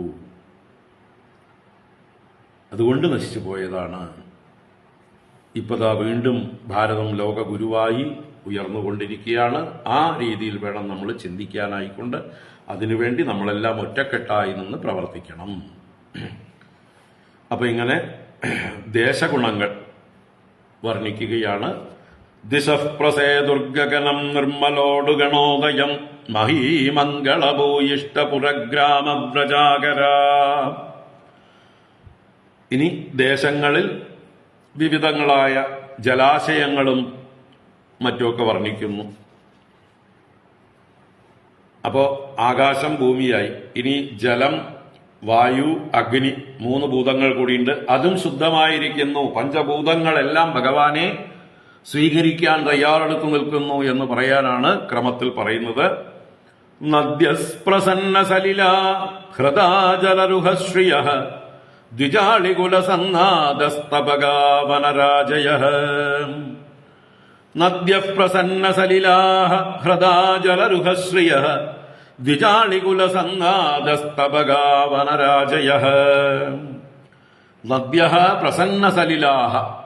നദികളെല്ലാം തെളിഞ്ഞ വെള്ളത്തോടുകൂടി ഒഴുകുന്നു. വാസ്തവത്തിൽ ചിങ്ങമാസം അഥവാ ശ്രാവണമാസം അഷ്ടമി രോഹിണി വടക്കേന്ത്യയിൽ മഴക്കാലമാണ്. നമ്മുടെ ഇവിടുന്ന് മഴക്കാലം പതുക്കെ വടക്കോട്ടേക്ക് നീങ്ങി ഈ പറഞ്ഞ മധുരാപുരിയിലും മറ്റുമൊക്കെ നല്ല മഴക്കാലമാണ്. അപ്പോൾ ജലാശയങ്ങളൊക്കെ കലങ്ങി ഒഴുകേണ്ടതാണ് പ്രകൃത്യ. പക്ഷെ ഇവിടെ പ്രകൃതിയെ നിയന്ത്രിക്കുന്ന ഭഗവാന്റെ സാന്നിധ്യത്തിൽ അതൊക്കെ മാറുകയാണ്. അതിന്റെ പ്രകൃതി മാറുകയാണ്. പ്രകൃതി സ്വയം സ്വച്ഛമാവുകയാണ്. ഭഗവാനെ പൂജിക്കാൻ തയ്യാറാവുകയാണ്. അങ്ങനെ നദികളെല്ലാം സ്വച്ഛമായി ഒഴുകുന്നു. പ്രസന്ന സലിലങ്ങളായിരിക്കുന്നു. അത്ഭുതമല്ല, ഈ ലോകത്തെ തന്നെ ആട്ടിപ്പടയ്ക്കുന്ന അല്ലേ അത്ഭുതമായിട്ടുള്ള മായാശക്തിയോടുകൂടിയതായിട്ടുള്ള ഭഗവാന്റെ മുമ്പിൽ ഈ പ്രകൃതി ഇങ്ങനെ ആയില്ലെങ്കിലേ അത്ഭുതമുള്ളൂ. ഭഗവാൻ ഈ പ്രകൃതിയെ നിയന്ത്രിക്കാൻ സാധിച്ചില്ലെങ്കിലേ അത്ഭുതമുള്ളൂ. ഭഗവാന്റെ മുമ്പിൽ ഈ പ്രകൃതി കൂപ്പുകൈയോടെ നിന്നില്ലെങ്കിലേ അത്ഭുതമുള്ളൂ. എല്ലാവരും ഭഗവാന്റെ ഭൃത്യരാണ്. അപ്പൊ ആ ഭൃത്യഭാവത്തിൽ തന്നെ നല്ല അനുസരണയോടെ, വിധേയത്തോടെ, ബഹുമാനത്തോടെ നിൽക്കുകയാണ്. നദ്യഃ പ്രസന്ന സലിലാ ഹൃദാ ജലരുഹശ്രിയഃ. ഹ്രദാഹ എന്ന് പറഞ്ഞാൽ ജലാശയങ്ങൾ, സരസ്സുകൾ, കുളങ്ങൾ, ഇതൊക്കെ ഹ്രദങ്ങളാണ്. ജലം കെട്ടി നിൽക്കുന്ന സ്ഥലങ്ങളാണ് ഹ്രദങ്ങൾ. ഒഴുകുന്നത് നദികളാണെങ്കിൽ ഹ്രദങ്ങൾ ഈ പൊയ്കകളും കായലുകളും ഒക്കെ കെട്ടി നിൽക്കുന്ന സ്ഥലങ്ങളൊക്കെ ഹ്രദങ്ങളാണ്. അതിലെല്ലാം ജലരുഹശ്രിയ. ജലരുഹം എന്ന് പറഞ്ഞാല് ജലത്തിൽ രോഹണം ചെയ്യുന്നത് താമരകളും ആമ്പലുകളും അങ്ങനെയുള്ള എന്താ പറയുക ജലസസ്യങ്ങൾ. അതിന്റെ ശ്രീയോടുകൂടിയത്, കാന്തിയോടുകൂടിയത്. അപ്പോ രാത്രിയാണെങ്കിലും താമരകളും മറ്റുമൊക്കെ വിരിഞ്ഞു നിൽക്കുന്നു എന്നർത്ഥമാണ്. ഇവിടെ പകലെ താമര വിരിയുള്ളൂ, സൂര്യോദയത്തിലാണ് താമര വിരിയ. രാത്രി വെള്ളത്താമര അഥവാ ആമ്പലുകളൊക്കെയാണ് വിരിയ, താമര കൂമ്പും. പക്ഷെ ഇവിടെ ഈ ശ്രീകൃഷ്ണ ചന്ദ്രൻ സ്വയം സൂര്യനും തന്നെയാണ് അല്ലെ. ഏതൊരു ഭഗവാന്റെ തേജസ് കൊണ്ടാണോ സൂര്യൻ പ്രകാശിക്കുന്നത്, ഗീതയിൽ ഭഗവാൻ പറയുന്നുണ്ട്.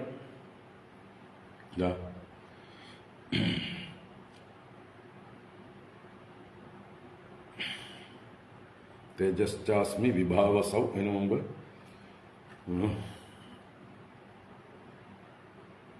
യദാദിത്യഗതം തേജഃ ജഗദ്ഭാസയദേഖിലം യച്ചന്ദ്രമസി യച്ചാഗ്നൗ തത്തേജോ വിദ്ധി മാമകം.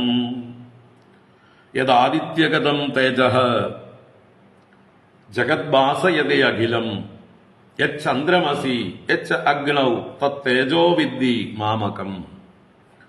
അപ്പോ ആദിത്യഗതം തേജഃ, സൂര്യനിലെ തേജസ് ആരുടേതാണ്? സൂര്യന് തേജസ് കൊടുക്കുന്നത് ആരാണ്? നതത്ര സൂര്യോഭാതി നചന്ദ്ര താരകം നേമാ വിദ്യുതോ ഭാന്തി കുതോയമഗ്നി തമേവ ബാന്ധമനുഭാതി സർവം തസ്യ ഭാസാ സർവമിതം വിഭാതി. ഭഗവാനാണ് ഒറിജിനൽ പ്രകാശം. ഭഗവാന്റെ പ്രകാശത്തിന്റെ റിഫ്ലക്ഷനുകൾ മാത്രമാണ് ചന്ദ്രസൂര്യാദികൾക്കും നക്ഷത്രങ്ങൾക്കും അഗ്നിക്കും ഒക്കെ ഉള്ളത്.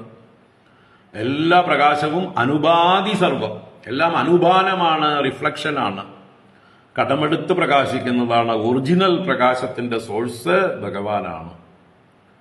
യദാദിത്യഗതം തേജഃ ജഗദ്ഭാസയതേ അഖിലം. ഈ അഖിലം ജഗത്തിനെ ഏതൊരു തേജസ്സാണോ സൂര്യനിലൂടെ റിഫ്ലക്ട് ചെയ്യുന്നത്, ആ റിഫ്ലക്ഷന്റെ സോഴ്സ് ഒറിജിനൽ പ്രകാശം ഭഗവാന്റേതാണ്. അപ്പൊ ആ ഭഗവാൻ ഉദിച്ചുയരുമ്പോ താമര ഉദിക്കാതിരിക്കുമോ? താമര വിരിയാതിരിക്കുമോ? അതാണ് ജലരുഹശ്രിയ ഹൃദാഹ ജലരുഹസ്. അപ്പൊ ഇതൊന്നും അത്ഭുതമായിട്ട് കണക്കാക്കാനില്ല ഭഗവാന്റെ മഹിമ അറിഞ്ഞു കഴിഞ്ഞാൽ. ഭഗവാന്റെ മഹിമ അറിയാത്തവർക്കാണ് ഇതെല്ലാം അത്ഭുതം. അയ്യോ രാത്രിയിൽ താമര വിരിയൂ എന്നൊക്കെ ചോദിക്കുന്നത് മൗഢ്യം കൊണ്ടാണ്, ഭഗവാനെ കുറിച്ച് അറിയാത്തത് കൊണ്ടാണ്. ദ്വിജാളികുലസന്നാദസ്തബക വനരാജയ. വനരാജയ, വനരാജികൾ, വനനിരകൾ എല്ലാം തന്നെ ദ്വിജ അടികുല സന്നാദസ്തബകാഹ. സ്തബകങ്ങൾ എന്ന് പറഞ്ഞാൽ പൂങ്കൊത്തുകൾ, പൂങ്കുലകൾ. വൃക്ഷങ്ങളിലൊക്കെ പൂങ്കുലകളുണ്ട്, അതിലൊക്കെ നാദം കേൾക്കുന്നുണ്ട്. ആരുടെയൊക്കെ നാദങ്ങളാണ്? ദ്വിജങ്ങളുടെയും അളികുലങ്ങളുടെയും. ദ്വിജങ്ങൾ പക്ഷികൾ, അളികുലങ്ങൾ വണ്ടിന്റെ കൂട്ടങ്ങൾ. അപ്പൊ പക്ഷികളും വണ്ടുകളുമെല്ലാം നാദമുണ്ടാക്കിക്കൊണ്ട് തേൻ കുടിക്കാനായിട്ട് ഈ പൂങ്കൊത്തുകളിലൊക്കെ വരുന്നു. ഏത് സമയത്ത്? രാത്രിയിൽ. രാത്രിയിൽ വണ്ടുകൾ വരുമോ, രാത്രിയിൽ പക്ഷികൾ വരുമോ എന്നൊക്കെ ആണെങ്കിൽ ഇവിടെ വരും. ഇവിടെ ഭഗവാന്റെ അവതാര സമയത്ത് വരും. കാരണം ഭഗവാനാണ് എല്ലാവരുടെ ഉള്ളിലും എല്ലാവരെയും എപ്പോഴും ഉണർത്തിക്കൊണ്ടിരിക്കുന്ന ആ ചൈതന്യം. യോന്തഃ പ്രവിശ്യ മമ വാചമിമാം പ്രസുപ്താം സഞ്ജീവയത്യഖില ശക്തിധരസ്വധാംന അന്യാൻ ച ഹസ്തചരണശ്രവണത്വഗാദീൻ പ്രാണാൻ നമോ ഭഗവതേ പുരുഷായ തുഭ്യം. ഏതൊരു ഭഗവാനാണോ എല്ലാ പ്രാണികളുടെയും ഉള്ളിൽ പ്രവേശിച്ച് അവരുടെയൊക്കെ എല്ലാ ഇന്ദ്രിയങ്ങളെയും പ്രവർത്തിപ്പിക്കുന്നത്, പ്രചോദിപ്പിക്കുന്നത്, എല്ലാവരുടെ ഉള്ളിലും ജീവനായി പുരുഷനായി ശയിക്കുന്നത്, ആ ഭഗവാൻ ഇവിടെ പുറത്തൊരു രൂപമെടുത്തു വരുമ്പോ ഉള്ളിലിരിക്കുന്ന ആ ചൈതന്യം അതിനോട് താതാത്മ്യം പ്രാപിച്ച് ഉണരാതിരിക്കുമോ? അപ്പൊ എല്ലാ ജീവജാലങ്ങളും ഭഗവാന്റെ അവതാര സമയത്ത് ആ ഭഗവാനെ വരവേൽക്കാൻ ഒരുങ്ങുന്നു എന്നുള്ളത് അതിശയമല്ല. ദ്വിജാളികുലസന്നാദസ്തബക വനരാജയ. വനരാജികളെല്ലാം ആ വണ്ടുകളുടെ കൂട്ടങ്ങളാലും പക്ഷികളുടെ കൂട്ടങ്ങളാലും നാദം ചെയ്യപ്പെട്ടുകൊണ്ട് ആ പൂങ്കൊത്തുകളിലൊക്കെ പാറി നടക്കുന്നു, തേൻ കുടിക്കുന്നു. വവൗ വായുസുഖസ്പർശഃ പുണ്യഗന്ധവഃ ശുചിഃ അഗ്നയശ്ച ദ്വിജാദീനാം ശാന്താസ്തത്ര സമിന്ദത. വവൗ വായുസുഖസ്പർശഃ പുണ്യഗന്ധവഃ ശുചിഃ അഗ്നയശ്ച ദ്വിജാദീനാം ശാന്താസ്തത്ര സമിന്ദത.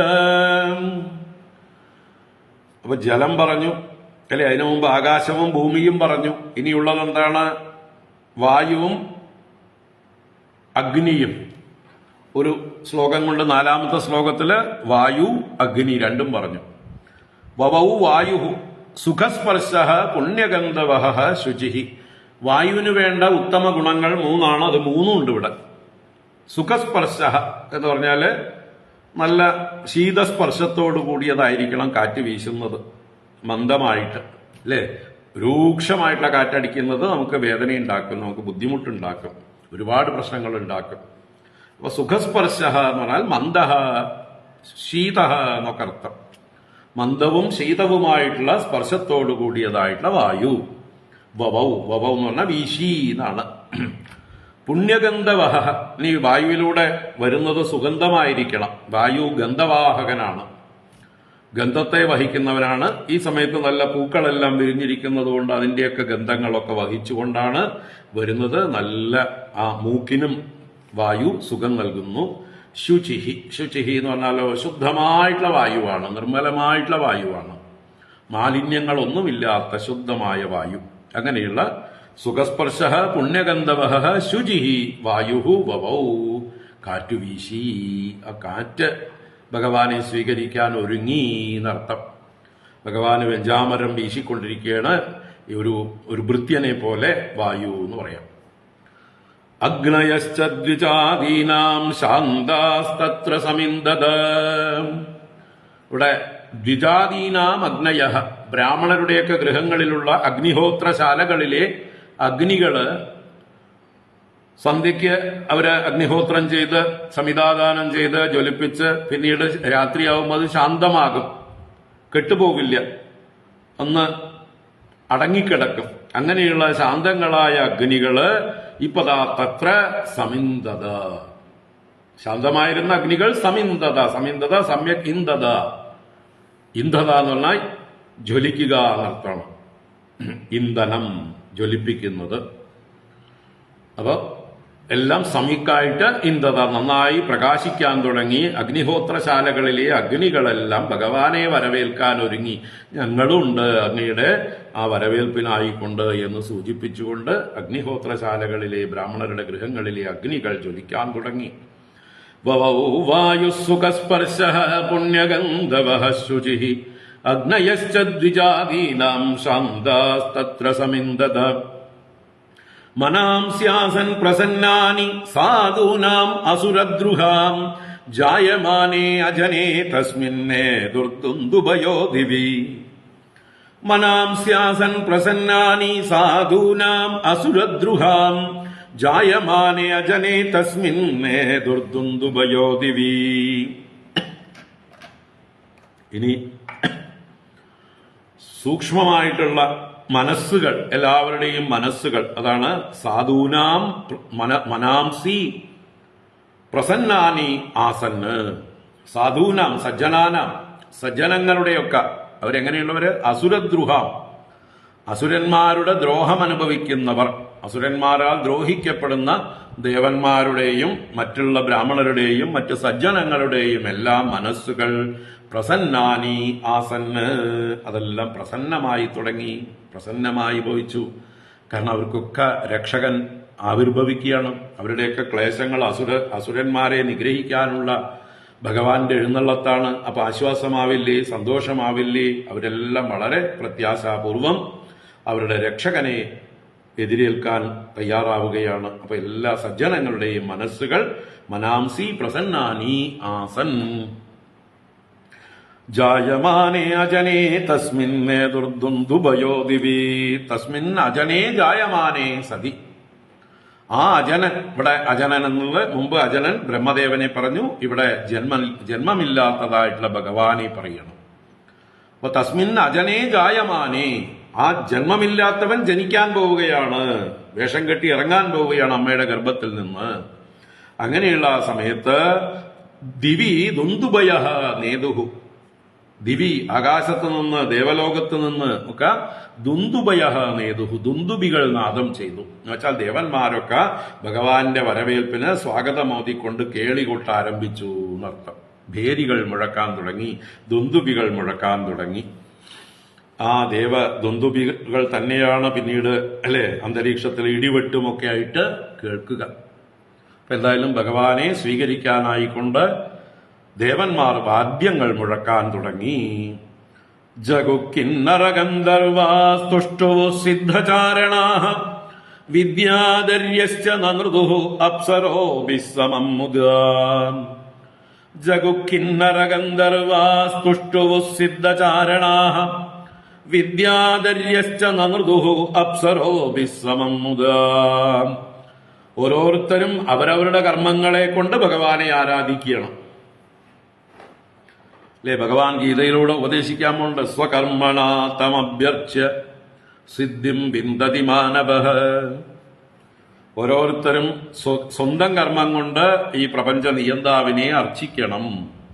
യതഃ പ്രവൃത്തിർഭൂതാനാം ഏന സർവമിദം തതം സ്വകർമ്മണാ തമഭ്യർച്ച്യ സിദ്ധിം വിന്ദതി മാനവഃ. ഈ പ്രപഞ്ചം മുഴുവൻ സകല ചരാചരങ്ങളും ആരിൽ നിന്ന് ഉത്ഭവിച്ചു വന്നുവോ, ആരെ ആശ്രയിച്ച് നിലനിൽക്കുന്നുവോ, ആരിലേക്ക് തന്നെ എല്ലാം ചെന്ന് വിലയം പ്രാപിക്കുന്നുവോ, ആരാൽ എല്ലാം വ്യാപിക്കപ്പെട്ടിരിക്കുന്നുവോ അവനെ അറിഞ്ഞ് ആരാധിക്കണം. എല്ലാ കർമ്മങ്ങളും അവനുള്ള ആരാധനയായി മാറണം. സ്വകർമ്മണാ തമഭ്യർച്ച്യ സിദ്ധിം വിന്ദതി മാനവഃ. അങ്ങനെ വിവേകികളായിട്ടുള്ള മനുഷ്യന്മാർ ഓരോരുത്തരും ഈ ഭഗവാനെ ആരാധിച്ചുകൊണ്ട് അവരവരുടെ ജന്മസാഫല്യം നേടുന്നു. അപ്പൊ ഇവിടെയോ കിന്നര ഗന്ധർവാഹ ജഗുഹു, കിന്നരന്മാരും ഗന്ധർവന്മാരും അവരെ ഏൽപ്പിച്ച പണി ചെയ്തു. ജഗുഹു, ഗാനം ചെയ്തു എന്നർത്ഥം. കിന്നരന്മാരും ഗന്ധർവന്മാരും പാട്ടുപാടുന്നതിൽ വളരെ ശ്രേഷ്ഠന്മാരാണ്. അവരുടെ ധർമ്മം ഈശ്വരനെ സ്തുതിക്കലാണ്. അവര് ഗാനം ചെയ്തു, ഈശ്വരനെ സ്തുതിക്കാൻ തുടങ്ങി. തുഷ്ടുവു സിദ്ധചാരണാഹ, സിദ്ധന്മാര് ചാരണന്മാര് മുതലായിട്ടുള്ള ദേവ വിഭാഗത്തിൽപ്പെട്ടതായിട്ടുള്ള ആളുകളും തുഷ്ടുവു സ്തുതി ചെയ്തു, ഭഗവാനെ പ്രത്യേകമായിട്ട് സ്തുതി ചെയ്തു. കീർത്തനങ്ങളെ കൊണ്ട് ഭഗവാനെ സ്തുതിച്ചു.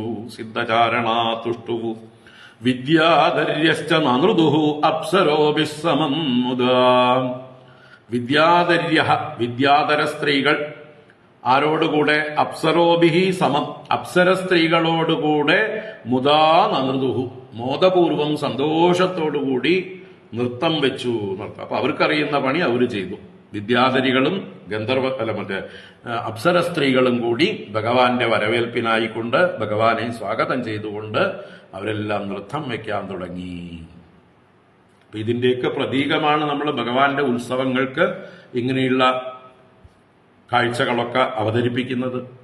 ഭഗവാന്റെ എഴുന്നള്ളത്ത് സമയത്ത് മുമ്പിൽ വാദ്യഘോഷങ്ങൾ, നൃത്തങ്ങൾ, സംഗീതം ഇങ്ങനെയുള്ള കാര്യങ്ങളൊക്കെ കൊണ്ട് എഴുന്നള്ളിക്കുന്നതും ഇതിന്റെ പ്രതീകം തന്നെയാണ്. അപ്പോ പ്രപഞ്ചമേ ഭഗവാന്റെ ജന്മോത്സവത്തെ ആഘോഷിക്കുകയാണ്, ഭഗവാനെ വരവേൽക്കാൻ ഒരുങ്ങുകയാണ്. മുമുചുരു മുനയോ ദേവാഹ സുമനാംസി മുദാന്വിതാഹ മന്ദം മന്ദം ജലധരാഹ ജഗർജു അനുസാഗരം. മുമുചുരു മുനയോ ദേവാഹ സുമനാംസി മുദാന്വിതാഹ മന്ദം മന്ദം ജലധരാഹ ജഗർജുരനുസാഗരം. മുനയഃ ദേവാഹ മുദാന്വിതാഹ സുമനാംസി മുമുചുഹു. സുമനാംസി, ഇവിടെ സുമനസ്സുകൾ എന്ന് പറഞ്ഞാൽ പുഷ്പങ്ങൾ എന്നും അർത്ഥമാണ്. സുമനസ്സുകൾ എന്ന ശബ്ദത്തിന് മൂന്നർത്ഥം. ഒന്ന് ദേവന്മാരെന്നർത്ഥം, ഒന്ന് നല്ല മനസ്സുള്ള ആളുകൾ എന്നർത്ഥം, മറ്റൊന്ന് പുഷ്പങ്ങൾ എന്നർത്ഥം. ഇവിടെ സുമനാംസി എന്ന് പറഞ്ഞാൽ പുഷ്പങ്ങളെ എന്നർത്ഥം. ആര്? മുമുചുഹു, മോചിപ്പിച്ചത്, പുഷ്പവൃഷ്ടി ചെയ്തത്. മുനയഃ, മുനികളും. ദേവാഹ, ദേവന്മാരും. മുദാന്വിതാഹ, വളരെ സന്തോഷത്തോടുകൂടെ ഭഗവാന്റെ ആ അവതാരത്തെ ആഘോഷപൂർവം, സന്തോഷപൂർവം, ഉത്സാഹപൂർവം അവര് ആഘോഷിക്കുന്നത് ആകാശത്ത് നിന്ന് ഭൂമിയിലേക്ക് പുഷ്പവൃഷ്ടി ചെയ്തുകൊണ്ടാണ്. അതാണ് മുദാന്വിതാഹ സുമനാംസി മുമുചുഹു. മുനയഃ ദേവാഹ, മുനികളും ദേവന്മാരും സന്തോഷപൂർവം പുഷ്പങ്ങളെ വികിരണം ചെയ്തു. മന്ദം മന്ദം ജലധരാഹ ജഗർജുഹു അനുസാഗരം. ജലധരാഹ, ജലത്തെ ധരിക്കുന്നത് മേഘങ്ങൾ. ആ മേഘങ്ങള് മന്ദം മന്ദം ജഗർജുഹു, പതുക്കെ ഗർജിക്കാൻ തുടങ്ങി. മഴക്കാലമാണ്, ഇതുവരെ മാറി നിൽക്കുകയായിരുന്നു. ഇനിയിപ്പതാ ഭഗവാന്റെ ജന്മോത്സവത്തിൽ ഞങ്ങളുണ്ടേ എന്ന് പറഞ്ഞുകൊണ്ട് അവരുമൊക്കെ ഒത്തുകൂടാൻ തുടങ്ങി. ആ മേഘങ്ങൾ ഇങ്ങനെ ഉത്സാഹത്തോടെ ഒത്തുകൂടുമ്പോഴാണ് ഗർജനമുണ്ടാവുക, ഇടിവെട്ടുണ്ടാവുക. മേഘങ്ങളുടെ ഗർജനം എന്തിനോടൊപ്പം? അനുസാഗരം എന്ന് പറയുന്നുണ്ട്, സാഗരത്തെ അനുസരിച്ച്. അപ്പൊ സാഗര ഗർജനം ഒരു ഭാഗത്ത് നടക്കുന്നുണ്ട്. സാഗരത്തിലും തിരമാലകൾ ഇങ്ങനെ ഭഗവാനെ സ്വീകരിക്കാനായിട്ട് പൊങ്ങി പൊങ്ങി അടിക്കുന്നുണ്ട്, അതൊക്കെ ശബ്ദം ഉണ്ടാക്കുന്നുണ്ട്. ആ സാഗര ഗർജനത്തോടൊപ്പം തന്നെ മന്ദം മന്ദമായിട്ട് ഈ ഇടിവെട്ട് ശബ്ദം മുഴങ്ങാൻ തുടങ്ങി, മേഘങ്ങൾ ഗർജിക്കാൻ തുടങ്ങി, മഴയുടെ ആഗമനം അറിയിച്ചുകൊണ്ട്. ഭഗവാന്റെ അവതാരം നടക്കുന്ന സമയത്ത് മഴ പെയ്യുന്നുണ്ട്. ഇനി ഭഗവാനെ എഴുന്നള്ളിച്ച് വസുദേവർ ദേവകി മറ്റേ നന്ദഗോപരുടെ ഗൃഹത്തിലേക്ക് കൊണ്ടുപോകുമ്പോഴൊക്കെ നല്ല മഴയാണ്, കോരിച്ചൊരിയുന്ന മഴ. അപ്പൊ മഴക്കാലം അതിന്റെ എന്താ പറയുക, അതിന്റെ സന്തോഷം പ്രകടിപ്പിക്കുകയാണ്. ഇതുവരെ തെളിഞ്ഞു നിന്ന ആകാശത്ത് ഇപ്പൊ മേഘങ്ങളെല്ലാം വന്നുകൂടി ഇടിവെട്ടാൻ തുടങ്ങി എന്ന്. മന്ദം മന്ദം ജലധരാഹ ജഗർജുരനുസാഗരം. ഇത്രയും വിശേഷിപ്പിച്ചുകൊണ്ടാണ് ഭഗവാന്റെ അവതാര ശ്ലോകത്തിലേക്ക് കടക്കുന്നത്. നിശീദേ തമ ഉദ്ഭൂതേ ജായമാനേ ജനാർദ്ദനേ ദേവക്യാം ദേവരോപിണ്യാം വിഷ്ണു സർവഗുഹാശയഃ ആവിരാസീദ്യതാ പ്രാച്യാം ദിശീന്ദുരിവ പുഷ്കലഃ സർവത്ര ഗോവിന്ദനാമ സങ്കീർത്തനം.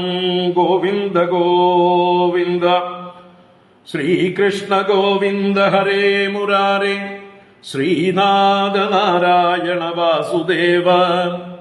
ശ്രീകൃഷ്ണ ഗോവിന്ദ ഹരേ മുരാരേ ശ്രീനാഥ നാരായണ വാസുദേവ. ശ്രീകൃഷ്ണ ഗോവിന്ദ ഹരേ മുരാരേ ശ്രീനാഥ നാരായണ വാസുദേവ. ശ്രീകൃഷ്ണ ഗോവിന്ദ ഹരേ മുരാരേ ശ്രീനാഥ നാരായണ വാസുദേവ. സർവത്ര ഗോവിന്ദനാമ സങ്കീർത്തനം. ഗോവിന്ദ ഗോവിന്ദ. നിശീദേ തമ ഉദ്ഭൂതേ ജായമാനേ ജനാർദ്ദനേ. എപ്പോഴാണ് ഭഗവാന്റെ ജനനം? ജനാർദ്ദനൻ ജായമാനേ സതി. ജനാർദ്ദനനാണ് ഭഗവാൻ. ജനാർദ്ദനൻ എന്നാൽ ഇരുട്ടിനെ നശിപ്പിക്കുന്നവൻ എന്നൊരർത്ഥമുണ്ട്. ജന എന്ന ശബ്ദത്തിന് തമസ്, ഇരുട്ട്, അജ്ഞാനം. അപ്പൊ അതിനെ നശിപ്പിക്കുന്നവൻ, അജ്ഞാനനാശകനാണ്, ഇരുട്ടിനെ നശിപ്പിക്കുന്നവനാണ്. അങ്ങനെയുള്ള ഭഗവാൻ എല്ലാവരുടെയും ദുഃഖങ്ങളെ നശിപ്പിക്കുന്നവനാണ്, ദുഷ്ടജനങ്ങളെ അർദ്ധിക്കുന്നവനാണ്. കംസാദി ദുഷ്ടജനങ്ങളെ അർദ്ധിക്കാൻ വേണ്ടിയിട്ടാണ് ഭഗവാന്റെ അവതാരം. അപ്പൊ ജനാർദ്ദന ശബ്ദത്തിന് ഒരുപാട് അർത്ഥങ്ങളുണ്ട്. അങ്ങനെയുള്ള ആ ജനാർദ്ദനൻ ഈ ഇരുട്ടിനെ ഭേദിച്ചുകൊണ്ട് സൂര്യൻ ഉദിച്ചുയരും പോലെ, അല്ലെങ്കിൽ ചന്ദ്രൻ പ്രകാശിക്കും പോലെ, ജനാർദ്ദനെ ജായമാനെ, എപ്പോഴാണത്? തമ ഉദ്ഭൂതേ നിശീതേ, തമസ് നല്ലതുപോലെ ഉത്ഭൂതമായിരിക്കുന്ന നിശീതനിയിൽ, രാത്രിയിൽ, അർദ്ധരാത്രിയിൽ. അപ്പൊ മേഘങ്ങളും കൂടി വന്നു കഴിയുമ്പോൾ ഒന്നുകൂടെ തമസ് കൂടും. അങ്ങനെ തമ ഉത്ഭൂതേ, ഇരുട്ട് വർദ്ധിച്ചതായിട്ടുള്ള ആ നിശീതിനിയിൽ, രാത്രിയിൽ. അപ്പോ അഷ്ടമി രോഹിണി അർദ്ധരാത്രി, അന്നൊരു ബുധനാഴ്ചയുമായിരുന്നു. അന്ന് ചിങ്ങമാസം അല്ലെങ്കിൽ ശ്രാവണ മാസത്തിലായിരുന്നു. അപ്പൊ ശ്രാവണമാസം, അഷ്ടമി രോഹിണി, അർദ്ധരാത്രി, ബുധനാഴ്ച എല്ലാം തികഞ്ഞ സമയത്താണ്. എല്ലാ ഗ്രഹനക്ഷത്രങ്ങളും അനുകൂലമായിരിക്കുന്ന ആ സമയത്താണ് ഭഗവാൻ ജനാർദ്ദനൻ ജാതനാകുന്നത്. ദേവക്യാം ദേവരൂപിണ്യാം വിഷ്ണു സർവഗുഹാശയ ആവിരാസീത്. ആവിരാസീത്, ആവിഹി ആസീത്. ആവിഹി എന്ന് പറഞ്ഞാൽ പ്രകാശിക്കുക എന്നാണ്. ആസീത് ഭവിച്ചു, പ്രകാശീഭവിച്ചു, പ്രകടമായി ഭവിച്ചു. ഭഗവാൻ വ്യക്തനായി അവിടെ പ്രകാശിച്ചു. എവിടെ നിന്ന്? ദേവരൂപിണ്യാം ദേവക്യ, ദേവരൂപിണിയായ ദേവകിയിൽ നിന്ന്. ദേവരൂപിണി തന്നെയാണ്. എത്രയോ ജന്മങ്ങളായി തപസ്സനുഷ്ഠിച്ചിട്ടുള്ളവളാണ്. ദേവതുല്യ തന്നെയാണ് ആ ദേവകി. അല്ലെങ്കിൽ എല്ലാ ദേവതകളുടെയും സ്വരൂപമായിരിക്കുന്ന, ആത്മാവായിരിക്കുന്ന ഭഗവാനെ തന്റെ ഗർഭത്തിൽ ധരിച്ചതുകൊണ്ട് തന്നെ ദേവരൂപിണി. അങ്ങനെയുള്ള സത്വഗുണ സമ്പന്നയായ ആ ദേവകീ ദേവിയിൽ നിന്ന് സർവഗുഹാശയ വിഷ്ണു ആവിരാസി. ഭഗവാൻ എങ്ങനെയുള്ള ആളാണ്? സർവഗുഹാശയ, എല്ലാവരുടെയും ഹൃദയഗുഹയിലുള്ളവനാണ്.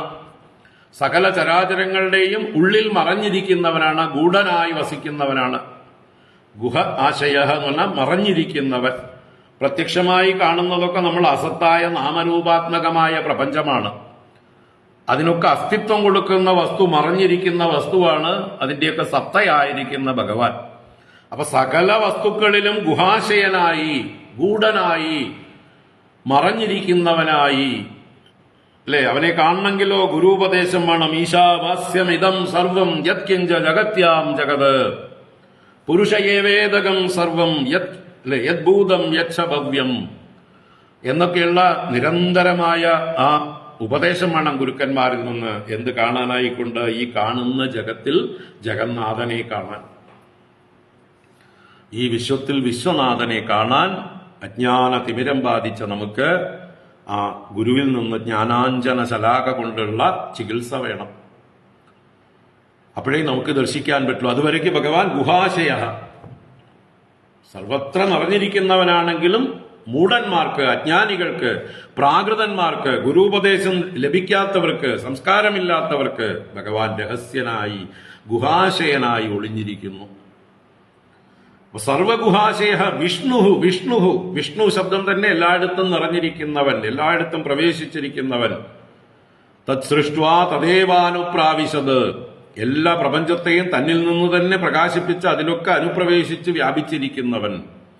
വ്യാപനോദീതി വിഷ്ണു, എല്ലായിടത്തും വ്യാപിച്ചിരിക്കുന്നവൻ. അപ്പൊ സർവവ്യാപിയായ, സർവഗുഹാശയനായ, എല്ലാവരുടെ ഉള്ളിലും ആത്മസ്വരൂപനായിരിക്കുന്ന ഭഗവാൻ ഇവിടെ ഒരു വിശേഷ രൂപമെടുത്തുകൊണ്ട് ദേവകീ ഗർഭത്തിൽ നിന്ന് ആവിരാസീത്, ആവിർഭവിച്ചു, പ്രകാശിച്ചു.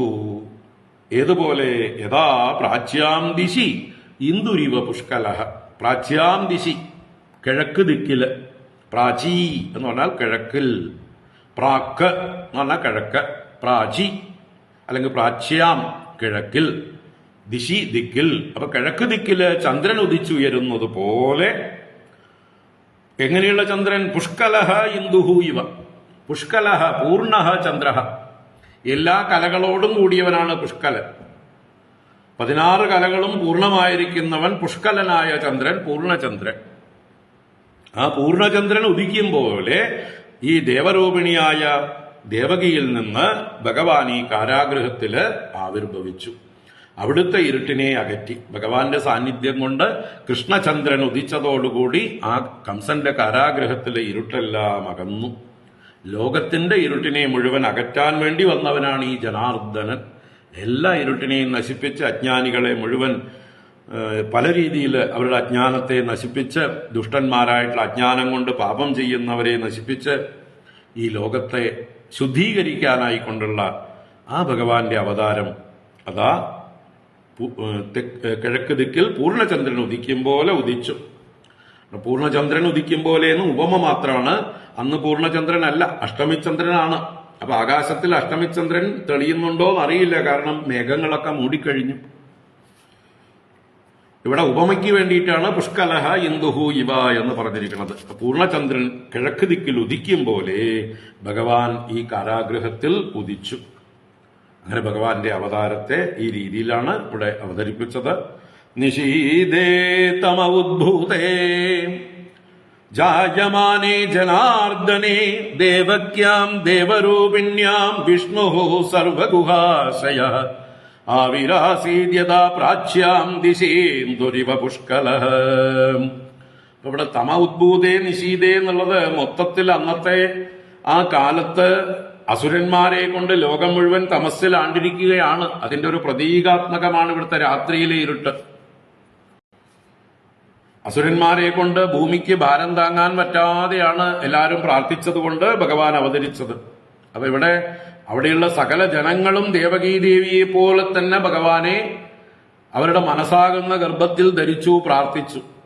അങ്ങനെ എല്ലാവരുടെയും ആ ഇരുട്ടിനെ നശിപ്പിക്കാൻ, അവരുടെ ദുഃഖങ്ങളെ, അജ്ഞാനത്തെ, എല്ലാ പീഡകളെയും, ഇരുട്ടിൽ നിന്നുള്ള ഭയത്തെയും നശിപ്പിക്കാൻ വേണ്ടിയിട്ടാണ് ഭഗവാന്റെ ഈ പൂർണ്ണചന്ദ്രനെ പോലെയുള്ള കൃഷ്ണചന്ദ്രന്റെ ആവിർഭാവം. അപ്പൊ ഈ ഉപമകളൊക്കെ ഒരുപാട് ചിന്തിക്കാനുള്ള വിഷയങ്ങളുള്ളതാണ്. ചിന്തിക്കുക, ആസ്വദിക്കുക. ഇതൊക്കെ ആസ്വദിക്കാനുള്ളതാണ്. ധ്യാനാത്മകങ്ങളായിട്ടുള്ള ശ്ലോകങ്ങളാണ്. തമൽബുധം ബാലകമംബുജേക്ഷണം ചതുർഭുജം ശംഖഗദായുധായുധം ശ്രീവത്സലക്ഷ്മം ഗളശോഭികൗസ്തുഭം പീതാംബരം സാന്ദ്രപയോധ സൗഭഗം മഹാർഹവൈഡൂര്യ കിരീടകുണ്ടലത്വിഷാ പരിഷ്വക്ത സഹസ്രകുന്തളം ഉദ്ദാമകാഞ്ച്യംഗത കങ്കണാദിഭിർവിരോചമാനം വസുദേവ ഐക്ഷത. തമൽബുധം ബാലകമംബുജേക്ഷണം ചതുർഭുജം ശംഖഗദായുധായുധം ശ്രീവത്സലക്ഷ്മം ഗളശോഭികൗസ്തുഭം പീതാംബരം സാന്ദ്രപയോധ സൗഭഗം മഹാർഹവൈഡൂര്യ കിരീടകുണ്ടലത്വിഷാ പരിഷ്വക്ത സഹസ്രകുന്തളം ഉദ്ദാമകാഞ്ച്യംഗത കങ്കണാദിഭിർവിരോചമാനം വസുദേവ ഐക്ഷത. സർവത്ര ഗോവിന്ദനാമ സങ്കീർത്തനം. ഗോവിന്ദ ഗോവിന്ദ. ഹരേ നാരായണ ഹരേ നാരായണ ഹരേ നാരായണ ഹരേ നാരായണ ഹരേ നാരായണ ഹരേ നാരായണ ഹരേ നാരായണ ഹരേ നാരായണ. ഇപ്പൊ വസുദേവ ഐക്ഷത, വസുദേവൻ ഈക്ഷിച്ചു, വസുദേവൻ ദർശിച്ചു. അപ്പൊ ആദ്യം കാണുന്നത് വസുദേവൻ തന്നെ. പ്രസവിച്ചത് ദേവകിയാണെങ്കിലും വസുദേവനും ഒരേ കാരാഗ്രഹത്തിൽ തന്നെ സാന്നിധ്യമുണ്ട്. രണ്ടുപേരും അടുത്തുണ്ട്. അപ്പൊ ദേവകിയുടെ പ്രസവ വേദനയും അല്ലെങ്കിൽ അതുപോലെയുള്ള വിഷമങ്ങളും ഒക്കെ അടുത്തിരുന്നുകൊണ്ട് ശുശ്രൂഷിക്കുന്നത് വസുദേവർ തന്നെയാണ്. ഇവിടെ ഭഗവാൻ ആനന്ദസ്വരൂപനായിട്ടുള്ള ഭഗവാൻ അവതരിക്കുന്നതുകൊണ്ട് ദേവകിക്ക് പ്രസവ വേദനയൊന്നും ഉണ്ടായിട്ടുണ്ടാവില്ല. സുഖപ്രസവം തന്നെയായിരിക്കും. അതുകൊണ്ട് നാട്ടുകാരെയൊന്നും വിളിച്ചു കൂവിയിട്ടില്ല, ആരും അറിഞ്ഞിട്ടില്ല. എല്ലാവരും ഉറക്കത്തില്ല അല്ലേ? കംസന്റെ ഭടന്മാര്, കാവൽക്കാരൊക്കെ ഉണ്ട് ചുറ്റും. അവരെയൊന്നും വിളിച്ചുണർത്തുന്ന രീതിയിലോ ഒന്നുമുള്ള ബഹളങ്ങളൊന്നും ഉണ്ടായിട്ടില്ല. കാരണം ഭഗവാൻ ആനന്ദസ്വരൂപനാണ്. ദേവകിയിൽ നിന്ന് തന്റെ സ്വേച്ഛയാ അവതരിക്കുകയാണ്. അപ്പൊ അമ്മയ്ക്ക് വേദനയൊന്നുമില്ലാതെ അമ്മയെ അനുഗ്രഹിച്ചിട്ടുണ്ടാവും. അങ്ങനെ ആ വസുദേവരാണ് അവിടെ ദേവകിക്ക് സഹായമായിട്ടുള്ളത്. എന്തായാലും ആ വസുദേവരുടെ സാന്നിധ്യത്തിലാണ് ദേവകിയിൽ നിന്ന് ഭഗവാൻ സ്വയം പ്രകാശിക്കുന്നത്, ആവിർഭവിച്ചതാണ്. പ്രാകൃത പ്രസവമല്ല.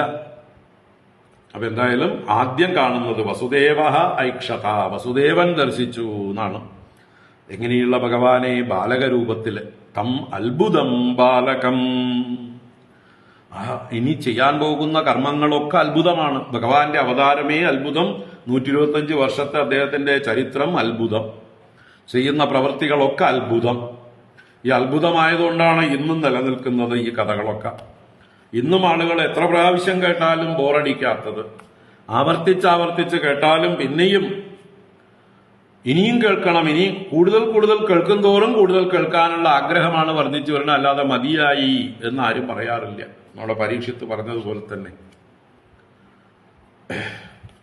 ഭഗവാന്റെ കഥകൾ കേൾക്കും തോറും അതിനോട് രുചി കൂടി വരികയാണ് ചെയ്യുന്നത്. പ്രത്യേകിച്ച് കൃഷ്ണാവതാര ലീലകൾ അത് മനസ്സിനെ ഇങ്ങനെ വല്ലാതെ ഹർഷം നൽകുന്നു, ആഹ്ലാദം നൽകുന്നു, സന്തോഷം നൽകുന്നു. ഓരോ ദുഷ്ടനിഗ്രഹവും ചെയ്യുമ്പോൾ നമ്മുടെ മനസ്സിൽ എന്തെന്നില്ലാത്തൊരു നിർവൃതി ഉണ്ടാകുന്നു. ഓരോ ശിഷ്ടജനങ്ങളെയും അനുഗ്രഹിക്കുമ്പോൾ നമ്മുടെ ഉള്ളിൽ സദ്ഗുണങ്ങൾ വർദ്ധിക്കുന്നു. നമ്മുടെ മനസ്സ് പ്രസന്നമാകുന്നു, സത്വഗുണ പ്രധാനമാകുന്നു, ശുദ്ധമാകുന്നു. അപ്പൊ അത് നമ്മൾക്കും ആനന്ദം നൽകുന്നു. അങ്ങനെ ഭഗവാന്റെ കഥകൾ കേൾക്കുന്തോറും നമ്മുടെ മനസ്സ് ആനന്ദഭരിതമാകുന്നു. അതുകൊണ്ട് എത്ര കാലം കേട്ടാലും അത്ഭുതം തന്നെയാണ്. പിന്നെയും വായു പൊളിച്ചിരുന്ന് കേൾക്കും നമ്മള്. ഓ എന്ന് പറഞ്ഞിട്ട് അല്ലേ? അതാണ് ഭഗവാന്റെ കൃഷ്ണാവതാരം, അത്ഭുതാവതാരം, ആശ്ചര്യാവതാരം, ആനന്ദാവതാരം, പ്രേമാവതാരം, എന്തു വേണമെങ്കിൽ പറയാം. അപ്പൊ അത്ഭുതബാലകം അംബുജേക്ഷണം, താമര കണ്ണനായിട്ടാണ് ഭഗവാൻ അവിടെ ദർശനം കൊടുക്കുന്നത്.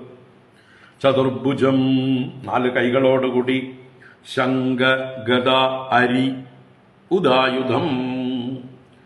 ശംഖം ഭഗവാന്റെ പാഞ്ചജന്യം എന്ന ശംഖം, ഗദ കൗമോദകി എന്ന ഗദ, അരി അരമുള്ളത് അരി, ചക്രം സുദർശനം. ഉദായുധം എന്ന് പറഞ്ഞാൽ ഉയർത്തിപ്പിടിച്ചിട്ടുണ്ട് എന്നർത്ഥം. ഉയർത്തിപ്പിടിച്ച ഈ പറഞ്ഞ ആയുധങ്ങളോട് കൂടിയവൻ. അപ്പോ മറ്റേ കയ്യിൽ പത്മവും ഉണ്ടാകും, അല്ലെങ്കിൽ അഭയം. അച്ഛനമ്മമാർക്ക് അഭയം കൊടുക്കുന്ന ഭാവത്തിലായിരിക്കാം, അല്ലെങ്കിൽ പത്മവും കൂടി ഒരു കയ്യിൽ ഉണ്ടാവാം. എന്തായാലും അതിനെ വർണ്ണിച്ചിട്ടില്ല ഇവിടെ. ശംഖ ഗദ അരി ഉദായുധം, 3 ആയുധങ്ങളെ ഉയർത്തിപ്പിടിച്ചിട്ടുണ്ട്, 4 കൈകളും ഉണ്ട്. ശ്രീവത്സലക്ഷ്മം, ഭഗവാന്റെ ലക്ഷണം, സ്പെഷ്യൽ ലക്ഷണമാണ്, ഐഡന്റിഫിക്കേഷൻ മാർക്കാണ് ശ്രീവത്സം എന്ന മറുക. ആ ഭൃഗുവിന്റെ പാദസ്പർശമേറ്റ് ഭഗവാൻ അത് എന്നും തന്റെ മാറിൽ അടയാളമായി ലക്ഷ്മിക്ക് നിവാസസ്ഥാനമായി കൊണ്ടു നടക്കുന്ന വിഷ്ണുവിന്റെ പ്രത്യേക ചിഹ്നം ശ്രീവത്സം. അപ്പൊ ശ്രീവത്സം എന്ന ലക്ഷ്മയോടുകൂടിയവനും ഗളശോഭി കൗസ്തുഭം, എല്ലാ ജീവന്മാരോടുള്ളതായിട്ടുള്ള പ്രേമത്തെ കാണിക്കുന്ന, നമ്മളോടൊക്കെ പറയണം നിങ്ങൾ എനിക്ക് ഏറ്റവും പ്രിയപ്പെട്ടവനാണ് എന്ന് സൂചിപ്പിക്കുന്നതാണ് ഈ കൗസ്തുഭരത്നം ഭഗവാന്റെ കണ്ഠത്തിൽ. നമ്മൾ ഓരോരുത്തരുമാണ് ആ കൗസ്തുഭം. അപ്പൊ ജീവതത്വമാണ് കൗസ്തുഭം. അപ്പൊ അത് ശോഭിപ്പിക്കുന്നു എവിടെ? കണ്ഠത്തില്. അതാണ് ഗളശോഭി, ഗളത്തിൽ ശോഭിക്കുന്ന കൗസ്തുഭവും. പീതാംബരം, മഞ്ഞപ്പട്ട് ധരിച്ചിട്ടുണ്ട്. സാന്ദ്ര പയോധ സൗഭകം, പയോധം പയസ്സിനെ ദാനം ചെയ്യുന്നത്, വെള്ളം നൽകുന്നത് മേഘം. നീരദം, ജലദം, വാരിദം, പയോധം, ഇങ്ങനെ മേഘത്തിന് പല പര്യായം വെള്ളം തരുന്നത്. അപ്പൊ പയോധം, സാന്ദ്രപയോധം, ഘനീഭവിച്ച പയോധം, നല്ല കറുത്ത കാർമേഘം, നവീനമായ മേഘം, പുതുമേഘം, അതിന്റെ സൗഭകം, അതിന്റെ വർണ്ണത്തോടു കൂടിയ സൗന്ദര്യം, ആ കാർമേഘം പോലെയുള്ളതായിട്ടുള്ള വർണ്ണം, അത് ഭഗവാന് സൗന്ദര്യം, കറുപ്പിനഴക്.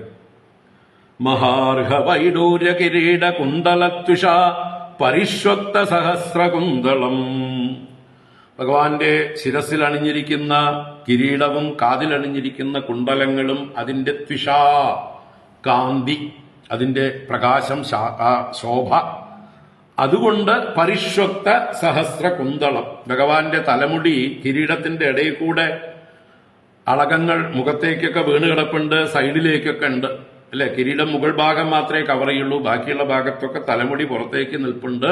അത് സഹസ്ര കുന്തളം, ആയിരക്കണക്കിന് ഭഗവാന്റെ തലമുടി പുറത്തേക്ക് നിൽക്കുന്നു. അത് പരിഷ്വക്തം, ഈ പ്രകാശം കൊണ്ട്, കിരീടത്തിന്റെ പ്രകാശവും ഈ കാതിലെ കർണകുണ്ടലങ്ങളുടെ പ്രകാശവും ഒക്കെ അതിൽ റിഫ്ലക്ട് ചെയ്യുന്നു ഈ കറുത്ത കാർ മുടിയില്. അപ്പോ മഹാർഹ വൈഡൂര്യ കിരീടം, മഹാർഹം വിലമതിക്കാനാവാത്തതായിട്ടുള്ള വൈഡൂര്യാദി രത്നങ്ങൾ പതിച്ച കിരീടവും അതുപോലെ തന്നെ കുണ്ടലവും, രത്നനിർമ്മിതമായ മണികുണ്ടലം. ആ കുണ്ടലത്തിന്റെ ത്വിഷ, തിട്ടുകൊണ്ട്, തിട്ട് എന്ന് പറഞ്ഞാൽ കാന്തി, ത്വിഷ ശോഭ കൊണ്ട്, കാന്തി കൊണ്ട്, പരിഷ്വക്ത സഹസ്രകുന്തളം, റിഫ്ലക്ട് ചെയ്യപ്പെടുന്ന, റേഡിയേറ്റ് ചെയ്യപ്പെടുന്നതായിട്ടുള്ള തലമുടിയോടുകൂടിയവനായിട്ടും, ഉദ്ദാമ കാഞ്ചങ്കത കങ്കണാദി ബിർവിരോചമാനം.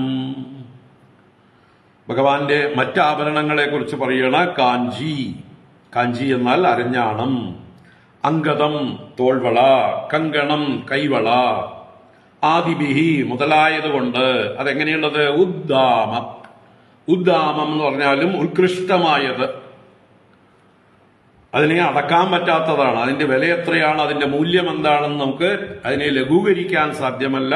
ഉത്കൃഷ്ടമായത് ഉദ്ദാമം. കാഞ്ചി, അങ്കദ, കങ്കണ, ആദിബിർവിരോചമാനം, ഈ ആഭരണങ്ങളോടൊക്കെ കൂടി ശോഭിക്കുന്നവനായ ആ ഭഗവാനെ, ആ ഗുരുവായൂരപ്പനെ അല്ലെങ്കിൽ സാക്ഷാൽ വൈഷ്ണവ രൂപത്തെയാണ് ഭഗവാൻ പ്രകാശിപ്പിച്ചത്. അല്ലാതെ ഒരു പ്രാകൃത ശിശുവായിട്ടല്ല ഭഗവാന്റെ ജന്മം. താൻ ആരെന്ന് ഐഡന്റിറ്റി വെളിപ്പെടുത്തുന്ന എല്ലാ ഐഡന്റിഫിക്കേഷൻ മാർക്സോടും കൂടിയിട്ടാണ്, ലക്ഷണങ്ങളോട് കൂടിയിട്ടാണ് വസുദേവർക്കും ദേവകിക്കും ഭഗവാൻ ദർശനം കൊടുക്കുന്നത്. അതിന്റെ കാരണങ്ങളൊക്കെ ഇനി പറയാൻ പോകുന്നുണ്ട്. അങ്ങനെ വസുദേവർ കണ്ടു. ഇവിടെ നിൽക്കട്ടെ, ഇന്ന് നമുക്ക് നാളെ തുടരാം. അപ്പൊ ഈ ഒരു ഫീലോടുകൂടെ നാളെ നിങ്ങൾ ഈ കൃഷ്ണാവതാരം ആഘോഷിക്കുക, ഇത് വായിക്കുക. നാളെ ബാക്കിയുള്ള വസുദേവ സ്തുതിയും ദേവകി സ്തുതിയൊക്കെ നമുക്ക് എത്രത്തോളം കാണാൻ പറ്റുമോ അത്രയും കാണാം. ഇന്ന് ഞാൻ രാവിലെയാണ് പ്രോഗ്രാം എന്ന് തെറ്റിദ്ധരിച്ചിട്ടാണ് ഇന്നലെ അങ്ങനെ പറഞ്ഞത്. ഇന്ന് ഉച്ചയ്ക്ക് 3 മണിക്കാണ് പ്രോഗ്രാം. ഇപ്പോൾ ഉടനെ ഭക്ഷണം കഴിച്ച് പോകും. അപ്പോൾ അത് എപ്പോഴാ തിരിച്ചു വരിക എന്നുള്ളത് അറിയാത്തത് കൊണ്ട് വൈകുന്നേരം വേണ്ട വെച്ചു. സന്തോഷം. നാളെ നമുക്ക് കൃഷ്ണാവതാരം ശരിക്കും ആഘോഷിക്കാം. ഓം കായേന വാചാ മനസേന്ദ്രിയൈർവാ ബുദ്ധ്യാത്മനാ വാ പ്രകൃതേ സ്വഭാവാത് കരോമി യദ്യത് സകലം പരസ്മൈ നാരായണായേതി സമർപ്പയാമി. ഓം ശാന്തി ശാന്തി ശാന്തി. ഹരി ഓം ശ്രീ ഗുരുഭ്യോ നമഃ. ഹരി ഓം. ഹരി ഓം. ഹരി ഓം. ഇന്നത്തെ ക്ലാസ് പരമാവധി ആളുകൾക്ക് നിങ്ങൾ ഷെയർ ചെയ്ത് കൊടുക്കുക. എല്ലാവരും ഭഗവാന്റെ ആ അവതാര മാഹാത്മ്യം അറിയട്ടെ. തുടർന്നുള്ള ക്ലാസ്സുകളിലേക്കും ആളുകൾക്ക് വരാൻ പ്രേരണയാവട്ടെ. എല്ലാവരും പരമാവധി ആളുകൾക്ക്, കൂട്ടുകാർക്കൊക്കെ ഷെയർ ചെയ്യുക. ഹരി ഓം. എല്ലാവർക്കും ശുഭദിനം. നാളെ കൃഷ്ണജയന്തി ആശംസകൾ അഡ്വാൻസ് ആയിട്ട്.